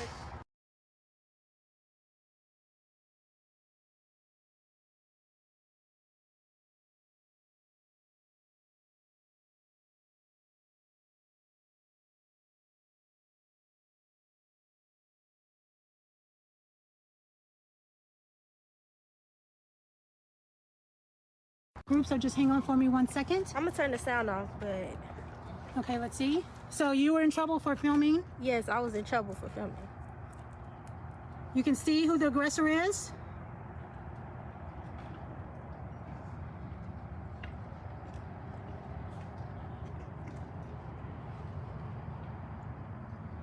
All right, thank you. So let me turn it this way. Okay, so so you were in trouble. Go ahead. That's only one of the incidents. They pulled my daughter out of class and demanded her to delete the video. If they deleted the video, then they will only give her 1 day at ISS instead of 3 days at ISS. My daughter has had to report every incident because if she doesn't have any recordings, they are going to highly prosecute these children. And so that's one recording that we ended up getting. And okay, tell the people who you are and what's happening. Hi, my name is Kachiri. And these are my two daughters here. We were new to the district, and they were being targeted by the assistant principal. The assistant principal actually physically grabbed my daughter's arm, Kasori. She grabbed her arm. And when I went and demanded to see the video, they showed me a false video. So I reached out to the superintendent to see the actual video of her assaulting my child. And she showed me the video where she actually physically grabbed my child, but the superintendent was trying to coerce us into saying that it was not assault. for an adult to grab a child. My children do not want to go to school. They fear for their lives. They are targeted, and something has to be done for these children. Justice has to be served. Please for our help us. children. Please help us. Please, I'm begging you guys. Please help us. Like, we came out here for a better opportunity. We heard that this was the best schools around, so we brought our children out here, and they are terrorizing us so that we can leave. They do not want us here in this area, and they're basically trying to use our kids to force us out of this community. They are targeting, and they are using the opposite of our skin color. They're using the system to target our children. They're putting felony charges on these children before they even get a fair day in court. When these children are aggressed upon, they are not doing anything to the aggressors of a different skin color, but they are doing something to the victims. All right, beautiful. And you guys have had the most consequences come down on you and your family. Can you tell the people what's happening? Hi, I'm Kenya. This is my daughter, Zariah. I moved to Levon in 2018, so I've been out here about 3 years, but heard about the school, so I'm like, okay, we're going to go ahead and try, because I was driving 30 minutes back and forth to get to the school. So I was like, okay, let me go ahead and try the school. So I moved them there like beginning of October. By the 20th of October, she had already been bullied, and a fight had occurred behind the bullying. She went in the classroom. The other little girl went in the classroom, hit my daughter in the back, and nothing was done. The teacher said she talked to the girl, but nothing still was done. We talked to the counselors, nothing was done. Principals, everybody. So it turned into an altercation. That altercation pretty much said, okay, my daughter is the victim in this. I mean, my daughter is the bully in this situation versus being the victim. So that altercation, they suspended my daughter for 3 days. They also, the officer, School or the school actual officer, city? Okay. the actual school police officer, he charged my daughter with assault causing bodily injuries. They made my daughter. He called me rudely on a Saturday evening, that Friday evening, and told me I needed to turn my daughter in by 6 Sunday evening. I called the detention center. They had no record of my daughter. So that following week, I called, and that's when they told me they had record, but nobody would tell me what my daughter was being charged with, why she had to be turned in. And it's just a thing of, she was only at the school for 2 weeks. How old is your daughter? How old is your daughter? 13. She's 13 and she was put in juvenile? Yeah, she was put in juvenile for 5 days. They also put her on house arrest, probation. Wow. She's on house arrest and probation currently. She also was put in the AEP program, which is supposedly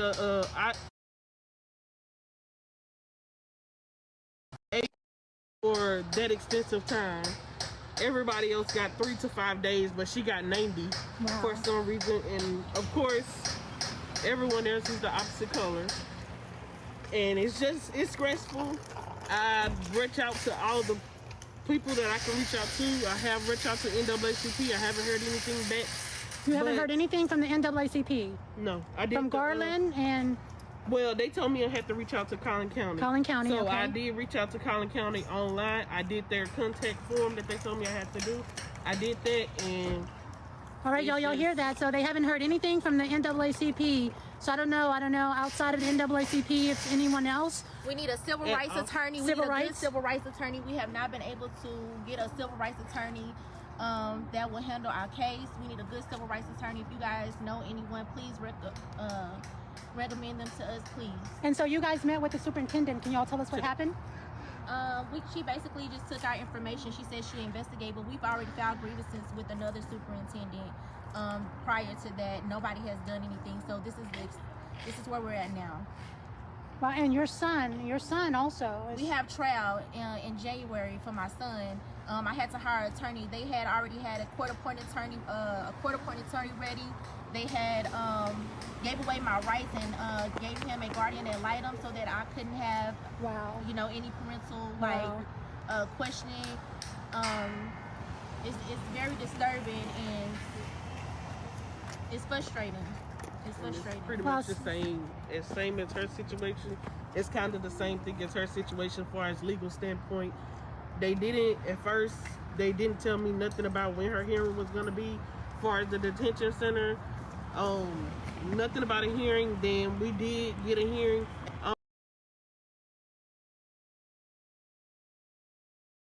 on Monday, but only for them to have us waiting 20 minutes just to tell us, oh, we're going to reschedule you to January 4th. Wow.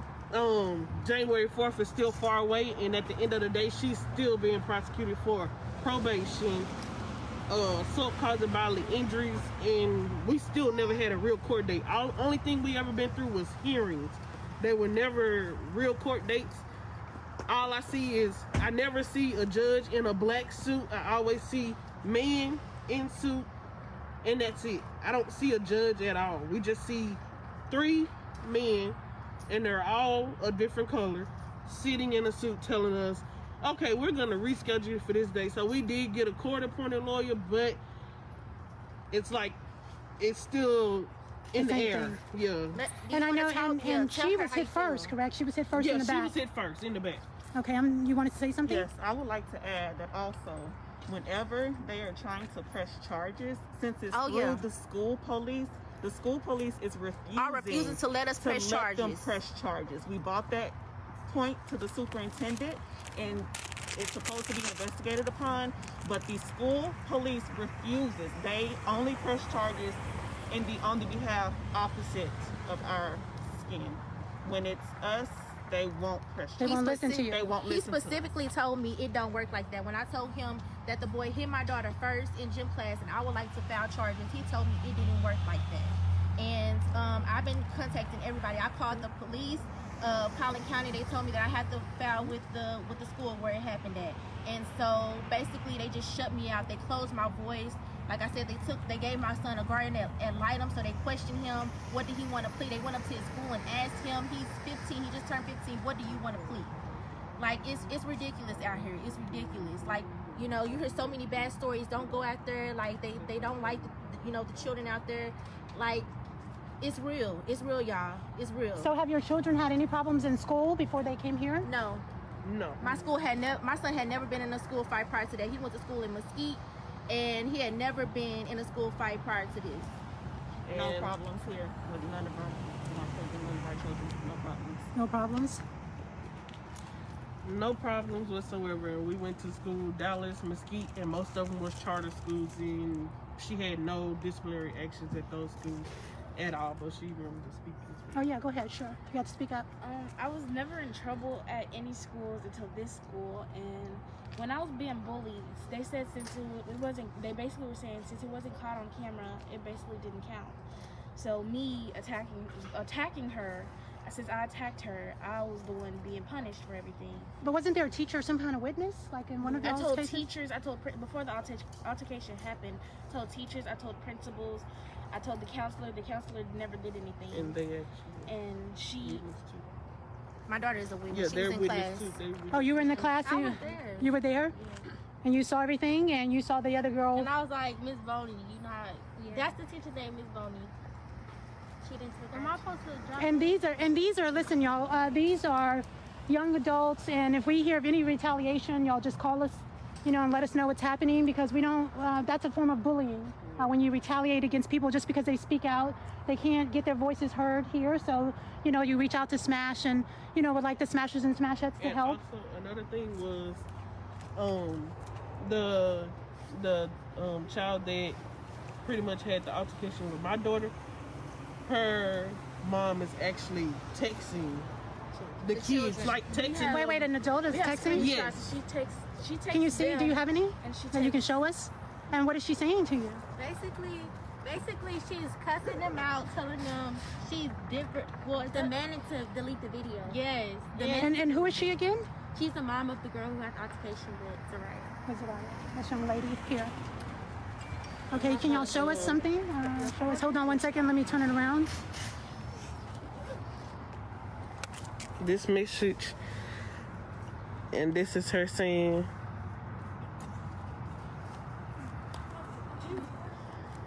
that's her message, pretty much texting, asking them to delete the video.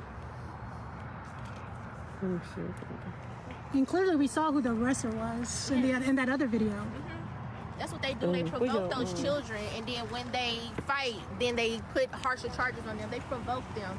We have a video. I have another video before the incident where you can see the other child of the opposite color following. Can you see it? Can we see it?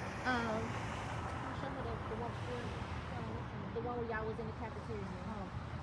Okay, 1 second. They're going to show you guys another video just to show and to prove what they're saying, and that they're just not standing here for no reason. Again, it is in Josephine, Texas. No, Nevada. The school is in Nevada. The school is in Nevada. It looks like it smelled like Nevada, but it's Nevada. Community ISD. Nevada Community ISD is the school. Edge Middle School is the actual school within the district. Hold on 1 second. So in this video, y'all will see them having a argument or whatever, and the teacher is gonna stop it, or the principal. But you can see how they're kind of egging on. Yeah, in the blue. His face, Can I hold it back a little bit? Can you turn it up a tad? and that's the principal. So she's seeing that they're having this, That's her. That's the principal? She to let them outside to continue the fight. But when it's y'all, then you get charges. We get charges. Yeah. Wow, y'all saw that. If we wouldn't have had the video, more than likely he would have got charged. The other guy. The other guy would have got charged. Wow, so that video actually saved the other gentleman from getting in trouble. You can see that no one got in trouble. She just dispersed everyone. Yes. But just to keep in mind, they told my daughter, they interrogated her. They pulled her in the office and told her to delete the video now. And they would not let my daughter out of the room until she deleted that video. But my daughter, she has an iPhone, so her deleted videos goes to like a folder before it's like officially deleted. Correct. And they held my daughter in that office until I came up there because one of her friends told me Zarya didn't come back to class, and they went and asked the lady at the front desk, and she told her, oh, I thought she was kidnapped. And wait, at the school said that? So you thought a kid was kidnapped, but you don't do anything. Exactly. Y'all, that's Edge Middle School. I have something to say. Okay, so the time that she had pulled me over to ask me if I had the video, we had this was after. So I'm in ISS and I come out for a bathroom break, and she's right there. She's like, I need to talk to you. So she's trying to have a hard-time conversation with me, and she's like, how can I make you trust me? And I'm like, it's a history thing with me. And we get on the subject of people that look like me. I'm like, I don't feel comfortable here. She's like, well, I tried to hire a man that looks like me, but he didn't qualify. And I'm like, what? Yeah, she was like, he did. She said that to you? She said that to me, and I'm looking at her like, wow. Wow. Anybody else want to say something before we get ready to tune out? Y'all please hit share. Those that are here that are faithful and listening and would like to assist and help, and tag anyone that you think can help these families receive justice and get some help from these already charges that are pending on them. As these young adults, y'all, the jail is no place for them. This is also when I was sitting in juvenile, when I had the court date in the juvenile, they were making it seem like I attacked her. They said I attacked her multiple times. I hit her in the head. I slammed her into a table, and I didn't slam her into a table. She fell, and then they made it seem like I was the one bullying her when she was bullying me. But they didn't catch that on camera, so it doesn't count. Yeah. And they said they didn't have cameras in the classroom where she hit me in my back. And she stepped on my foot in the lunchroom of a few days past, but I didn't remember the day, so so this is just history. This is over time. She's continuously bullying. She called me the B word multiple times. I told her don't call me that because I don't go by that. That's not my name. And she got mad, and since then she been acting like that towards me, bullying me and all this. So. And this was all in a 2-3 week period of time and I wasn't of her being new long. at the school. And before the fight happened, when it was gonna go down, she's steady intimidating her. She's like, you want to do something. just the girl that hit her in the back. Yes, all in her face. She's like, you won't do something. And the teacher should have seen, right? It's in the class, right? Yeah. The teacher saw. The teacher saw and didn't do. This is in the cafeteria. She's the like, cafeteria. she's calling her names, P's and V's and all that stuff, and we're like, and we're telling them to chill out, like don't do nothing, and she's still being the aggressor at this point, and that's how stuff escalated from there. All right. Thank y'all for. Go ahead. I want to close this out. These are our children, okay? This will be your child. You know what I'm saying? And I'm just saying, if y'all want to help, don't wait until one of these kids are dead in the street to want to help. Help now while they still alive. Give them their flowers while they living. These are our future kids. These are our future right here. Our future presidents. Our future congresswomen. And we need y'all help. We need y'all to back us up. We need all of y'all support. Like, we need y'all to list civil rights leaders. We need to get them involved. We need the community involved. Please. This is serious. This is not a game. They are attacking our children. They are putting them in the system early to get rid of them. Yeah, you're 13. She's 13. The young lady is 13. Like, look, this baby, she want to go to dance. She want to go to cheerleading. She want to be with her friends, and they took her away, and she had only been there for 2 weeks. Wow. Because they're intimidated by, look how beautiful she is. Her black, beautiful skin, her afro, her hair. They are intimidated by our children. We need y'all help. All right, y'all. All right, so you heard it there. I drove all the way to Josephine because I heard, and I actually cared. Smash cared and sent it. All right, so they need help. Tag, please tag civil rights leaders, so-called civil rights leaders. Let's see, you got some people here that are needing help that are on the side of civil rights. All right, so this is Shanita Cleveland. Thank y'all so much for those that have stuck around. Thank you so much for tuning in. Let me see, put them online if you can until this is resolved. Let me just see real quick if someone had a question. Share, thank you so much for sharing. Their ages, they're very young. What's your age? 14. Okay, she's 14 with the bandana. And How I'm old are you? 14. You're 14 and you're 13. Mm-hmm. Are they messing with you too? Yes. And how old are you? 12. And she's 12. Look at these beautiful faces. All right, y'all. I don't know, NAACP, I don't know what's happening.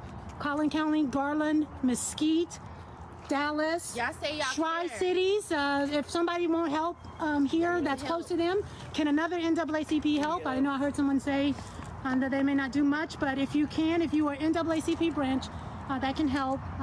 They reached out to Smash cared enough to send me out, to share and spread the word. Thank you for those who have shared this message. Thank y'all so much. Thank you. All right, and don't forget, if there's any retaliation, if they get a hold to this video, just let us know. All right, y'all hear that, community? Make sure that y'all cover these families. Again, this is Shanita Cleveland, your favorite congressional candidate 2022. Make sure y'all vote. Make sure y'all share. Make sure y'all spread the word. Send the stars. Spread some love. All right, Shanita tuning out.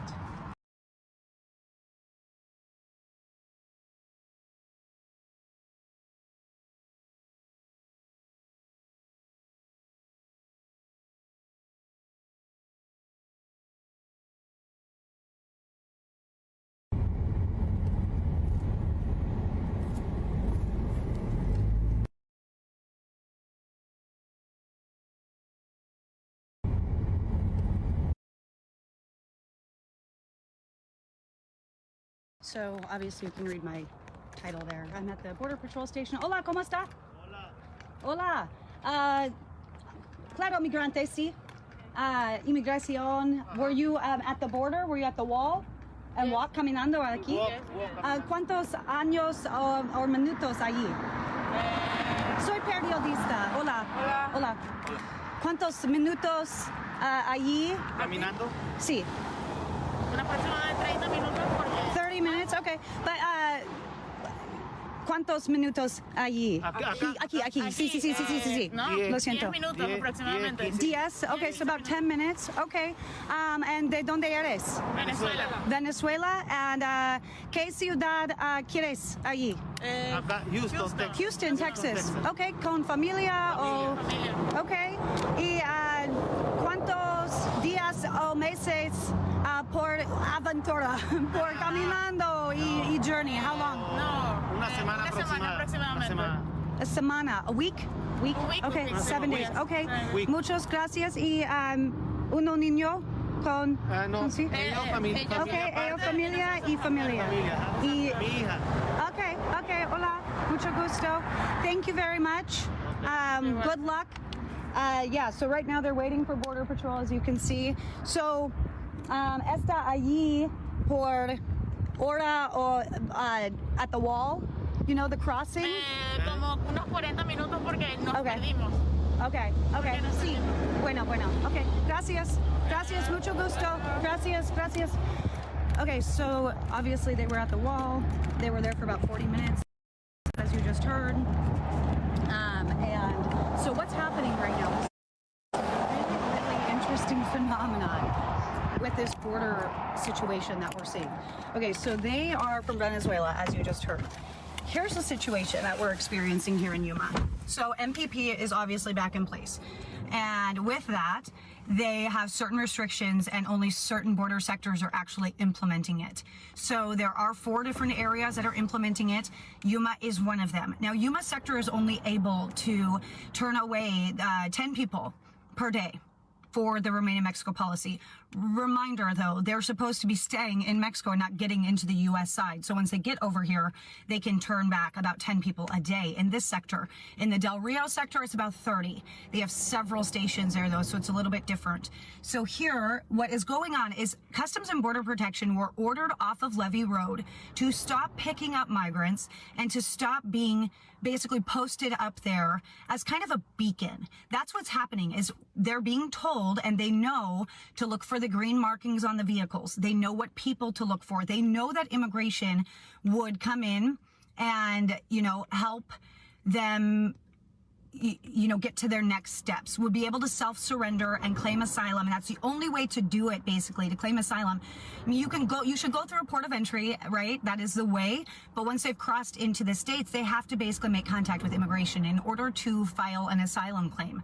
If, you know, that's what they're trying to do, is trying to be able to stay and be a refugee in America, right? So someone's asking why go live for that. And the reason is this. I'm explaining the situation with the border protection that has been basically banned from picking people up right now. So what's happening is these people are taking it upon themselves to start walking. And they're walking into, I mean, just freely, right? They're just aimlessly walking, looking for immigration. I have seen several groups of families just on random corners. I have posted videos and photos as well. And so you've got this family here, and I heard rumor that they were going and walking to the Border Patrol Center right here, the annex, and self-surrendering. So that is why I'm here live reporting, because I wanted to see if it was happening. And it is indeed happening. So, you know, I told the sheriff, it seems like you guys are kind of back to like manageable numbers. I mean, manageable if Border Protection was actually picking them up and processing them. Right now, we have people just walking around in Yuma and Somerton and in this area. So, you know, right now, they're looking for immigration who won't pick them up. So now, as you see, well, they're posted up outside the gate, waiting for somebody to process them. That is the reality that's happening here in Yuma. And so it's interesting, you know, someone's asking, do they qualify for asylum? That is not my place to judge. I don't know their personal story. That is what the processing is for, right? And then from there, they'll be given either a notice to return, or a notice to report or a notice to appear. And that will be given through Border Protection. And then from there, they will face an immigration judge. And that will be who determines their status and if their claim is a valid one. Now, I will tell you this, though. I have encountered many migrants, even in this situation, in the caravan I was walking with as well. The majority of people I have talked to have what we would call an economic claim. And the economic claim, the reason why that is not necessarily qualifying, right, is you're not fleeing persecution because you're not making enough money in your home country. So that would be what an economic asylum claim would be. So it's really interesting. Definitely keeping an eye here on this situation. But again, two family groups here of 3 people have come to the Border Protection facility here to turn themselves in, to try to get somebody. I've seen several people come and go from this annex already. And, you know, they're not getting any kind of attention. so that they can continue on their process. So it's really, really interesting what's happening here. I do want to go back over to Texas. So the plan for me tomorrow would be to head back to Texas. Again, there aren't huge congregate groups of migrants here in Yuma right now, but the problem is this: Border Protection is not able to really do their job. They're not picking them up. So you've got people basically that are going to be just strewn throughout the community over the coming days if this doesn't change. So I obviously will be keeping an eye on the status and what the situation is here. But it doesn't seem like there's a lot more for me to do here in Yuma. So I'm continuing to stay here throughout the day, but the plan is likely to be in Texas tomorrow, and then over the weekend, likely with Texas DPS doing some human smuggling operations. So it's going to be interesting over the next couple of days. So I hope you stick around. But again, we can confirm that people have now started to self-surrender to Customs and Border Protection facilities because Border Patrol isn't picking them up anymore. That is why I'm live recording this, right? You guys see it too. Like, that is happening. That's what's going on. They're doing it because they're not getting processed at the border anymore. Very interesting. Okay, so I'm going to continue to dig, continue to see what I can find, my friends. But yeah, a little tired, a little wired. We'll see what today brings. But I really appreciate you. Talk to you soon. Thanks.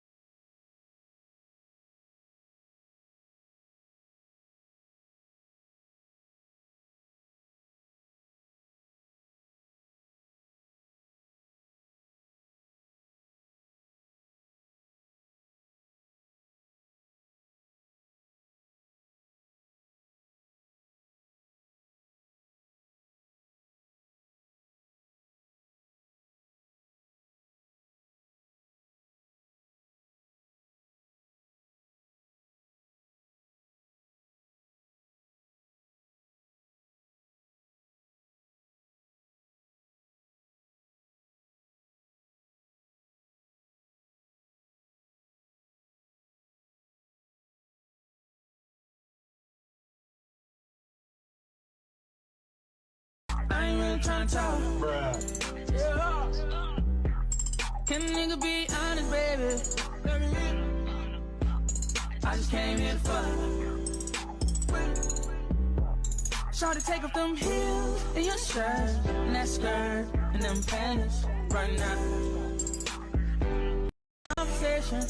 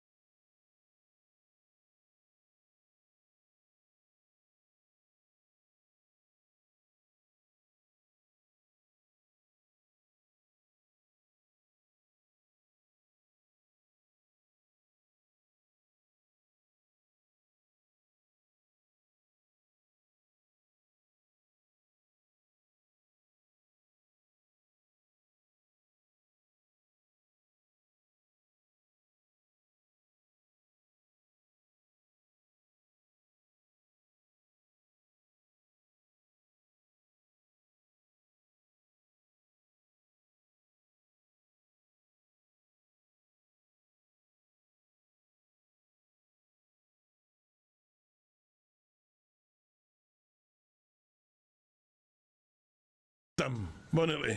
כפי שנאמר צו את בני ישראל את קורבני לחמי, וכי איך קורבנו של אדם קרב והוא עונה עומד עליו? הלא כתוב, צו את בני ישראל ואמרת להם את קורבני לחמי לישי, ריח ניחוחי תשמרו להקריבי במועדו. נצטוו ישראל להקריב כל יום 2 קורבנות תמידים. זה בא מהממון של עם ישראל. איך זה בא? כמו שאמרנו, נותנים מחצית השקל בכל שנה, ומזה מקריבים, זה הממון של עם ישראל. אז איך אדם, הרי כתוב תשמרו להקריב לי במועדו, תשמרו שישמור אדם על קורבנו בשעה שמקריבו, שהוא צריך לעמוד עליו. עכשיו אי אפשר שיהיו כל ישראל עומדים בעזרה, אז איך יהיה המעמדות? אז לכן מה עשו? תקנו מעמדות. עכשיו הגמרא תבאר, יש משמרות, יש מעמדות. קודם כל תבאר המשנה תקנת המשמרות, אחר כך עניין המעמדות. המשמרות אמרנו שתקנו נחלק לכהנים והלוויים, נשמרות לעבודה, על כהנים לעבודת הקורבנות והלוויים נשירה. כל שבוע עומד משמר אחר.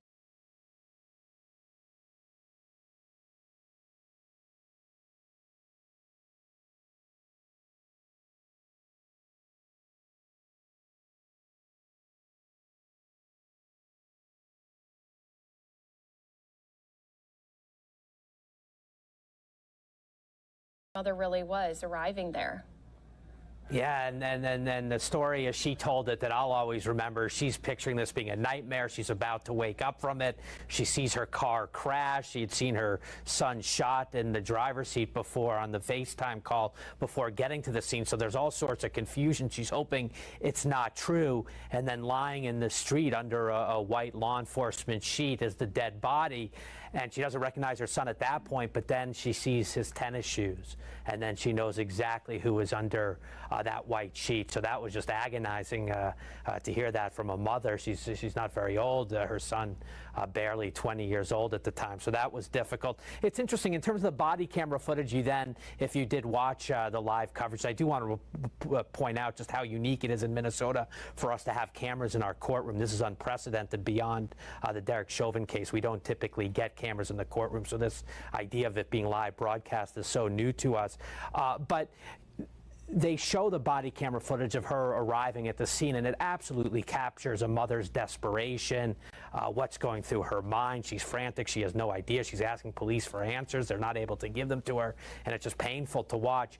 But frankly, as I turn to sort of my legal analysis here as sort of a reporter covering the case, in the end, factually, that stuff probably doesn't matter all that much when you're trying to determine whether or not this was a case of manslaughter, whether it was an innocent mistake and shouldn't be handled criminally. Some of that is just periphery, more emotion, obviously helps the state tell a story, and they're allowed to enter it into evidence. But once this jury gets the case, we expect them to get it sort of in the days just before Christmas. They're trying to get this thing done and a verdict before the Christmas holiday. But at the end of the day, that testimony probably won't matter much, what's on that body camera footage, but certainly a powerful, powerful way for the state to begin its case today.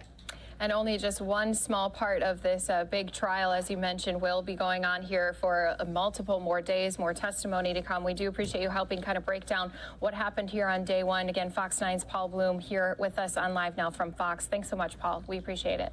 You bet. Have a great night. And of course, as I mentioned before, this will be a trial. We'll stay in here for you on Live Now from Fox day in and day out, as we do have our coverage going on not only inside of the courtroom, also with our Fox 9 Minneapolis team inside of their newsroom, and of course bringing on some of our own legal experts as well. We're going to step away for a 2-minute break, bringing more top stories right here on Live Now from Fox when we return.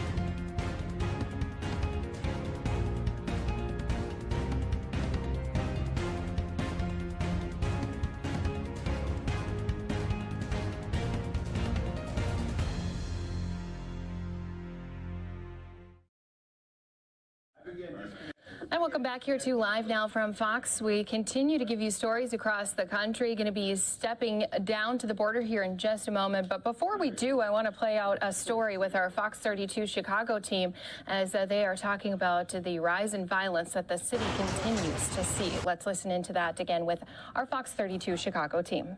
You people who are shooting, perhaps we can arrest them before they kill somebody. So stop declining those prosecutions. Father Pfleger is calling on Mayor Lori Lightfoot and Cook County State's Attorney Kim Foxx to make several changes to combat the violence and the crime in our city after another violent weekend here in Chicago, which saw 9 people killed and 23 people shot, including a 15-year-old. The community leader held a press conference yesterday where he said that he had spoken with Foxx about his demands and that she assured him her staff would look into it. He said he consistently requested to meet with the mayor, but he hasn't had any success. Yeah, cue the eye rolls, please. Father Pfleger, kind enough to join us this morning. Father, I want to begin with something you tweeted out about that 15-year-old who was shot. Made the mistake, my understanding, of bumping into somebody before he was shot on Wabash. Why, in your mind, are we seeing so much lawlessness right now? I think a number of things. I think people are angry. People are hopeless. I think that there has this pandemic, everything has been closed in and everything is kept in. But I think now people are as they're getting out, there's a lot of mental illness. There's a lot of emotional stress. So I think people are bundled up with stuff and they're exploding. So it doesn't take a whole much. Look what's happening at traffic stops and schools and businesses all over. People are taking out their anger because nobody has learned how to process it, and we don't have the avenues of mental health support to help people process it. So we're seeing this explosion, plus the reality of have a proliferation of guns in a country that is in love with guns. Yeah, and we've also seen the disturbing images of some of these attacks captured on camera, like that bus driver who was attacked on Saturday night. I mean, police just don't seem to have some of the answers that people are looking for, the public looking for safety. I mean, what do you think they should be doing? Well, I think, number one, we're low on manpower in the police department. I think that we're not providing opportunities and access for young people to be involved in positive ways. I think we're not solving homicide cases, so there's no deterrent. If you do things, that there's going to be a repercussion and accountability to it. 80% of the homicides in Chicago are not solved. We've got to solve these cases. We see what happened, that horrible murder of Dennis Zhang in Hyde Park. The next day, there was a solution, and the mayor and the police superintendent were going out and meeting with community, meeting with business leaders, meeting with schools. Well, why would that not be a norm for every neighborhood and every community? I think there has not been an ability to have people to testify anonymously. Historically, that has been done in this city. Winston & Strawn Law Firm did a study for you can testify anonymously with the lawyer who represents the person be the one who does the question without their name being given public. We can do relocation. People who testify and are afraid, CHA can provide relocation vouchers for them to move to another city. Our detective staffing in this city is way down. Detectives tell me I can't solve all the cases put on me with the less department manpower that we have.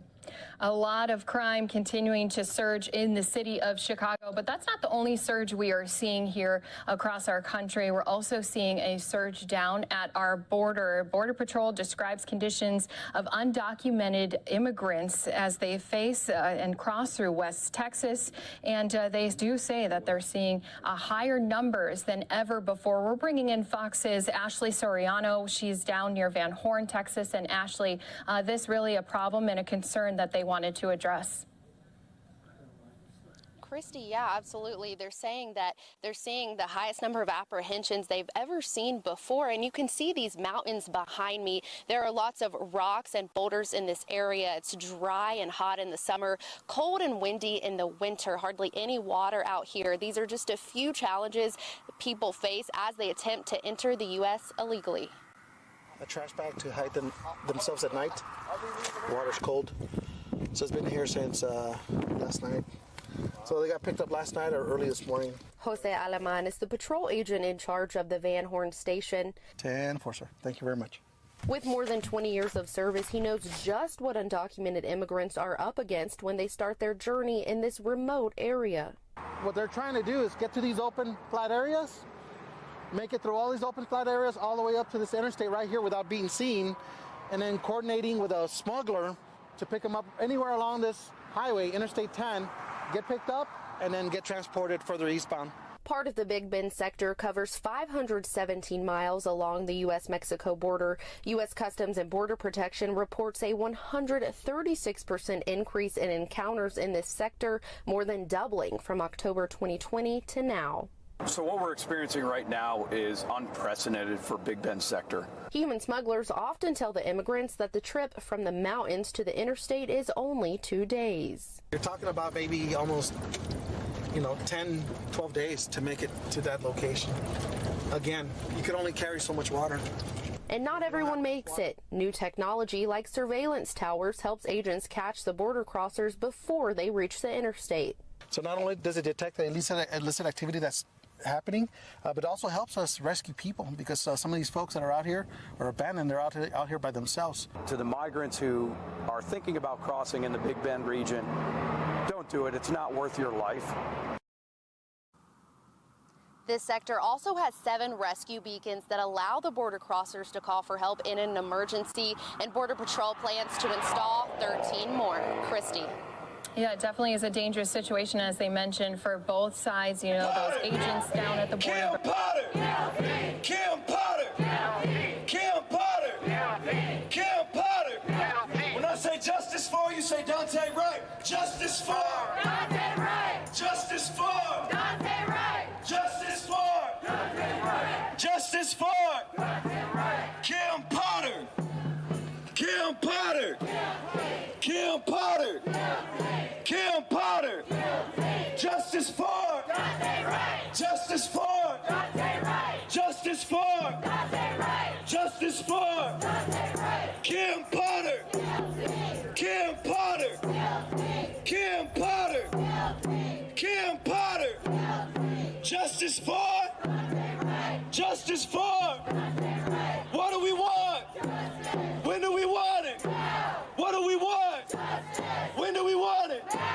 What do we want? Justice! When do we want it? Now! What do we want? Justice! When do we want it? Now! If Duante don't get it, shut it down! If Duante don't get it, shut it down! If Duante don't get it, shut it down! If Duante don't get it, shut it down! If Duante don't get it, shut it down! If Duante don't get it, shut it down! If Duante don't get it, shut it down! If Duante don't get it, if Duante don't get it, if Duante don't get it, if Duante don't get it, if Duante don't get it, if Duante don't get it, if Duante don't.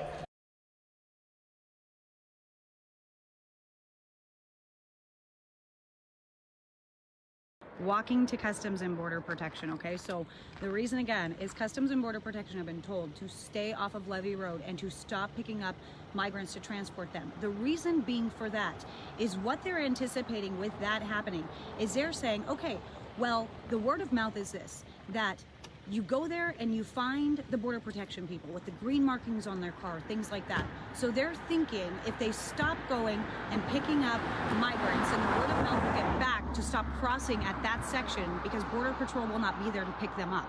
That is what their intention is with this. Now, I did reach out to the sheriff. I asked him what he feels about this situation, and he said this is extremely concerning because right now their department is being inundated with calls. The local police department is being inundated with calls for help to, be picked up, for people to come and help them. So right now there is this impact to the community as these people have now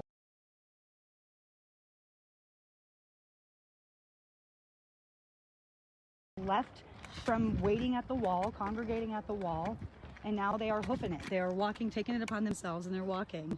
You can see she's obviously expecting.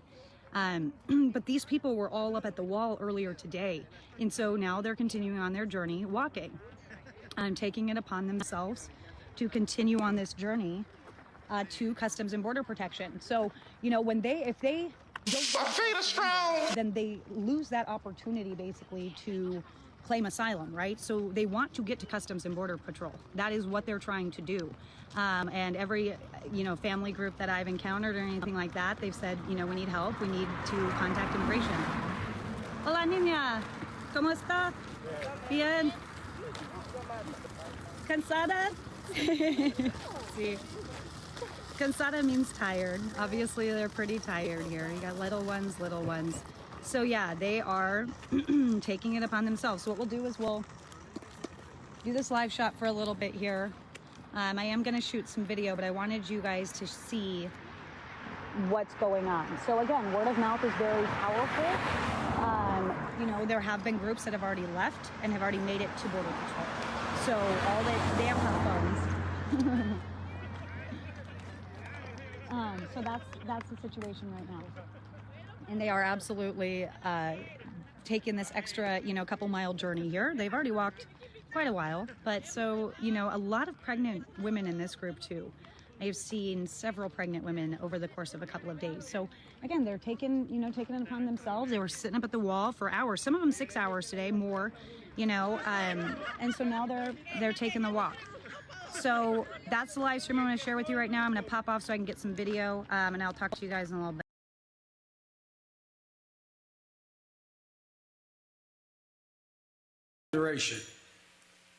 A leader of honesty, decency, and good humor. The same qualities that made him such a cherished friend to me and my wife Jill, and so many others through the years. We didn't agree on everything, but I always admired and respected him and his willingness to work with anyone, any party, when it mattered most. And our nation owes Bob Dole a debt of gratitude for the remarkable service and a life well lived.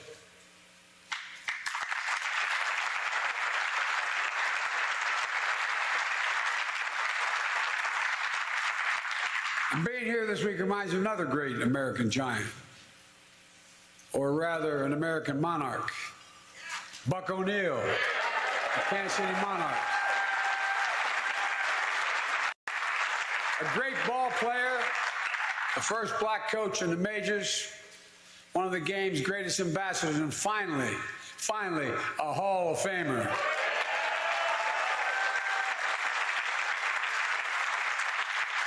Now, if the sun's shining a little brighter on Kansas City this week, it's because Bob and Buck are up there sharing a laugh with one another. I also want to acknowledge Mayor Quinton Lucas. Mayor Q, you've done an amazing job, both in terms of economic justice as well as economic progress. And I want to thank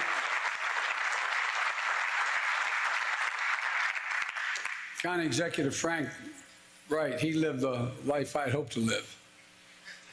He started off as a laborer. He helped build the Royal Stadium. As a player, he's one of the best to ever play there. And now he's a county executive in Jackson County, resident and a business as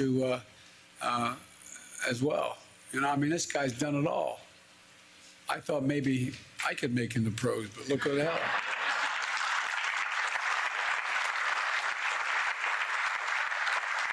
I actually was foolish enough to ask Floyd Little whether he could get his, he was a friend of mine in Syracuse, if he could get his agent to see if I could walk on. You know, every year they allow 50 folks to walk on. Well, guess what? He said. I yield the floor.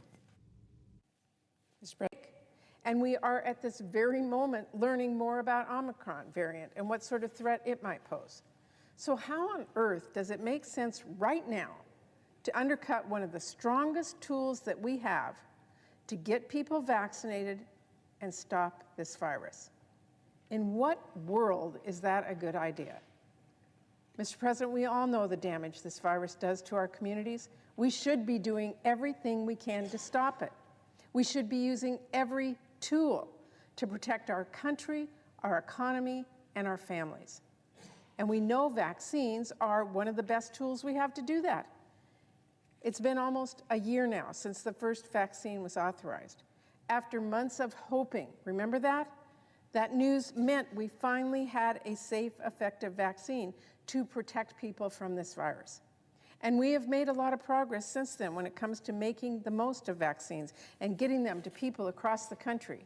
Vaccines are now authorized, as we know, for everyone ages 5 and up. Booster shots are now available to make sure people continue to stay protected amid concerns over these new variants. And around 60% of all eligible people in our nation are fully vaccinated. But we still have a ways to go to vaccinate our country and to vaccinate the world if we are going to end this pandemic. That should be our #1 priority. But this resolution that our friends across the aisle are offering tonight would move us in the opposite direction. It will take away one of the strongest means we have to encourage people to get vaccinated, save lives, end this pandemic, and keep our economy recovery on track. Immunization requirements in this country are not new. They go back as far in our history as General George Washington, who required his troops to get vaccinated against smallpox. They have been critical to the fight for diseases like polio and measles and mumps and rubella, just to name a few. And the reason we no longer have to worry about diseases like smallpox and polio in this country is because vaccines work. Nor are workplace safety standards a new thing. The Occupational Safety and Health Administration has a long track record of setting and enforcing safety standards that simply prevent workers from getting sick or injured on the job. OSHA not only has the authority to protect workers with safety standards, it's been doing this for 50 years. The law that established OSHA even gave it authority to respond to emergencies by issuing an Emergency Temporary Standard, or ETS, when there is a grave danger to workers. And it makes all the sense in the world for them to use that power to protect workers from COVID, because the painful reality is that COVID-19 has killed a lot of workers. We have lost hundreds of meatpacking workers and grocery store workers to this virus. We lost over 3,600 healthcare workers to COVID in 1 year, and over 10,000 agricultural workers have been killed by COVID. This is exactly the kind of threat OSHA should be protecting people against. It is exactly the kind of grave danger Congress gave OSHA the authority to issue an ETS to respond to. And OSHA has rightfully used that authority to put forward an emergency temporary standard on COVID-19 that is simple, it is flexible, and it is life-saving. Republicans seem to not be hearing this part, so I want to be especially clear about it. This requires employers with 100 or more employees to make sure workers either get vaccinated or get a COVID test once a week before they go into the workplace. Either vaccinated or tested once a week. It also provides, by the way, paid time for workers to get vaccinated, removing a key barrier to vaccination. It is a strong tool for getting our nation vaccinated. And despite how my Republican colleagues talk about it, letting employers have the flexibility to offer a testing option means they don't have to ask workers to leave their job if they choose not to get vaccinated. Mr. President, this step for getting people vaccinated or requiring testing is overwhelmingly popular with American people. A poll actually taken shortly after President Biden announced this step found that 6 in 10 Americans supported requiring businesses of 100 or more to have employees vaccinated or tested regularly, and 7 in 10 supported making sure people have paid time off to get vaccinated. Of course, that should be no surprise. After all, no one wants to go to work worried that they might come home to their family with a deadly virus, worried that they might get their own kids sick, which is why getting more people vaccinated could help our country get back to work. We all know people want to work where they feel safe. We all want to work where we feel safe. And economists predict that vaccination policies could lead to millions of Americans re-entering the workforce. Let's get something straight. The big threat to our workforce and to our economy is the virus. It is the virus that has killed hundreds of thousands of people and shuttered businesses. It is not the safety standard that will keep workers safe and businesses open. In fact, this type of safety standard is also supported by businesses across the country. Many businesses have already implemented policies like the standard Republicans are trying to overturn. And you know what has happened time after time? United Airlines, 99% of its 67,000 person workforce has complied, overwhelmingly by getting vaccinated. Tyson Foods went from having less than half of its 120,000 workers vaccinated to now over 96%. MGM Resorts has 98% of its workers vaccinated.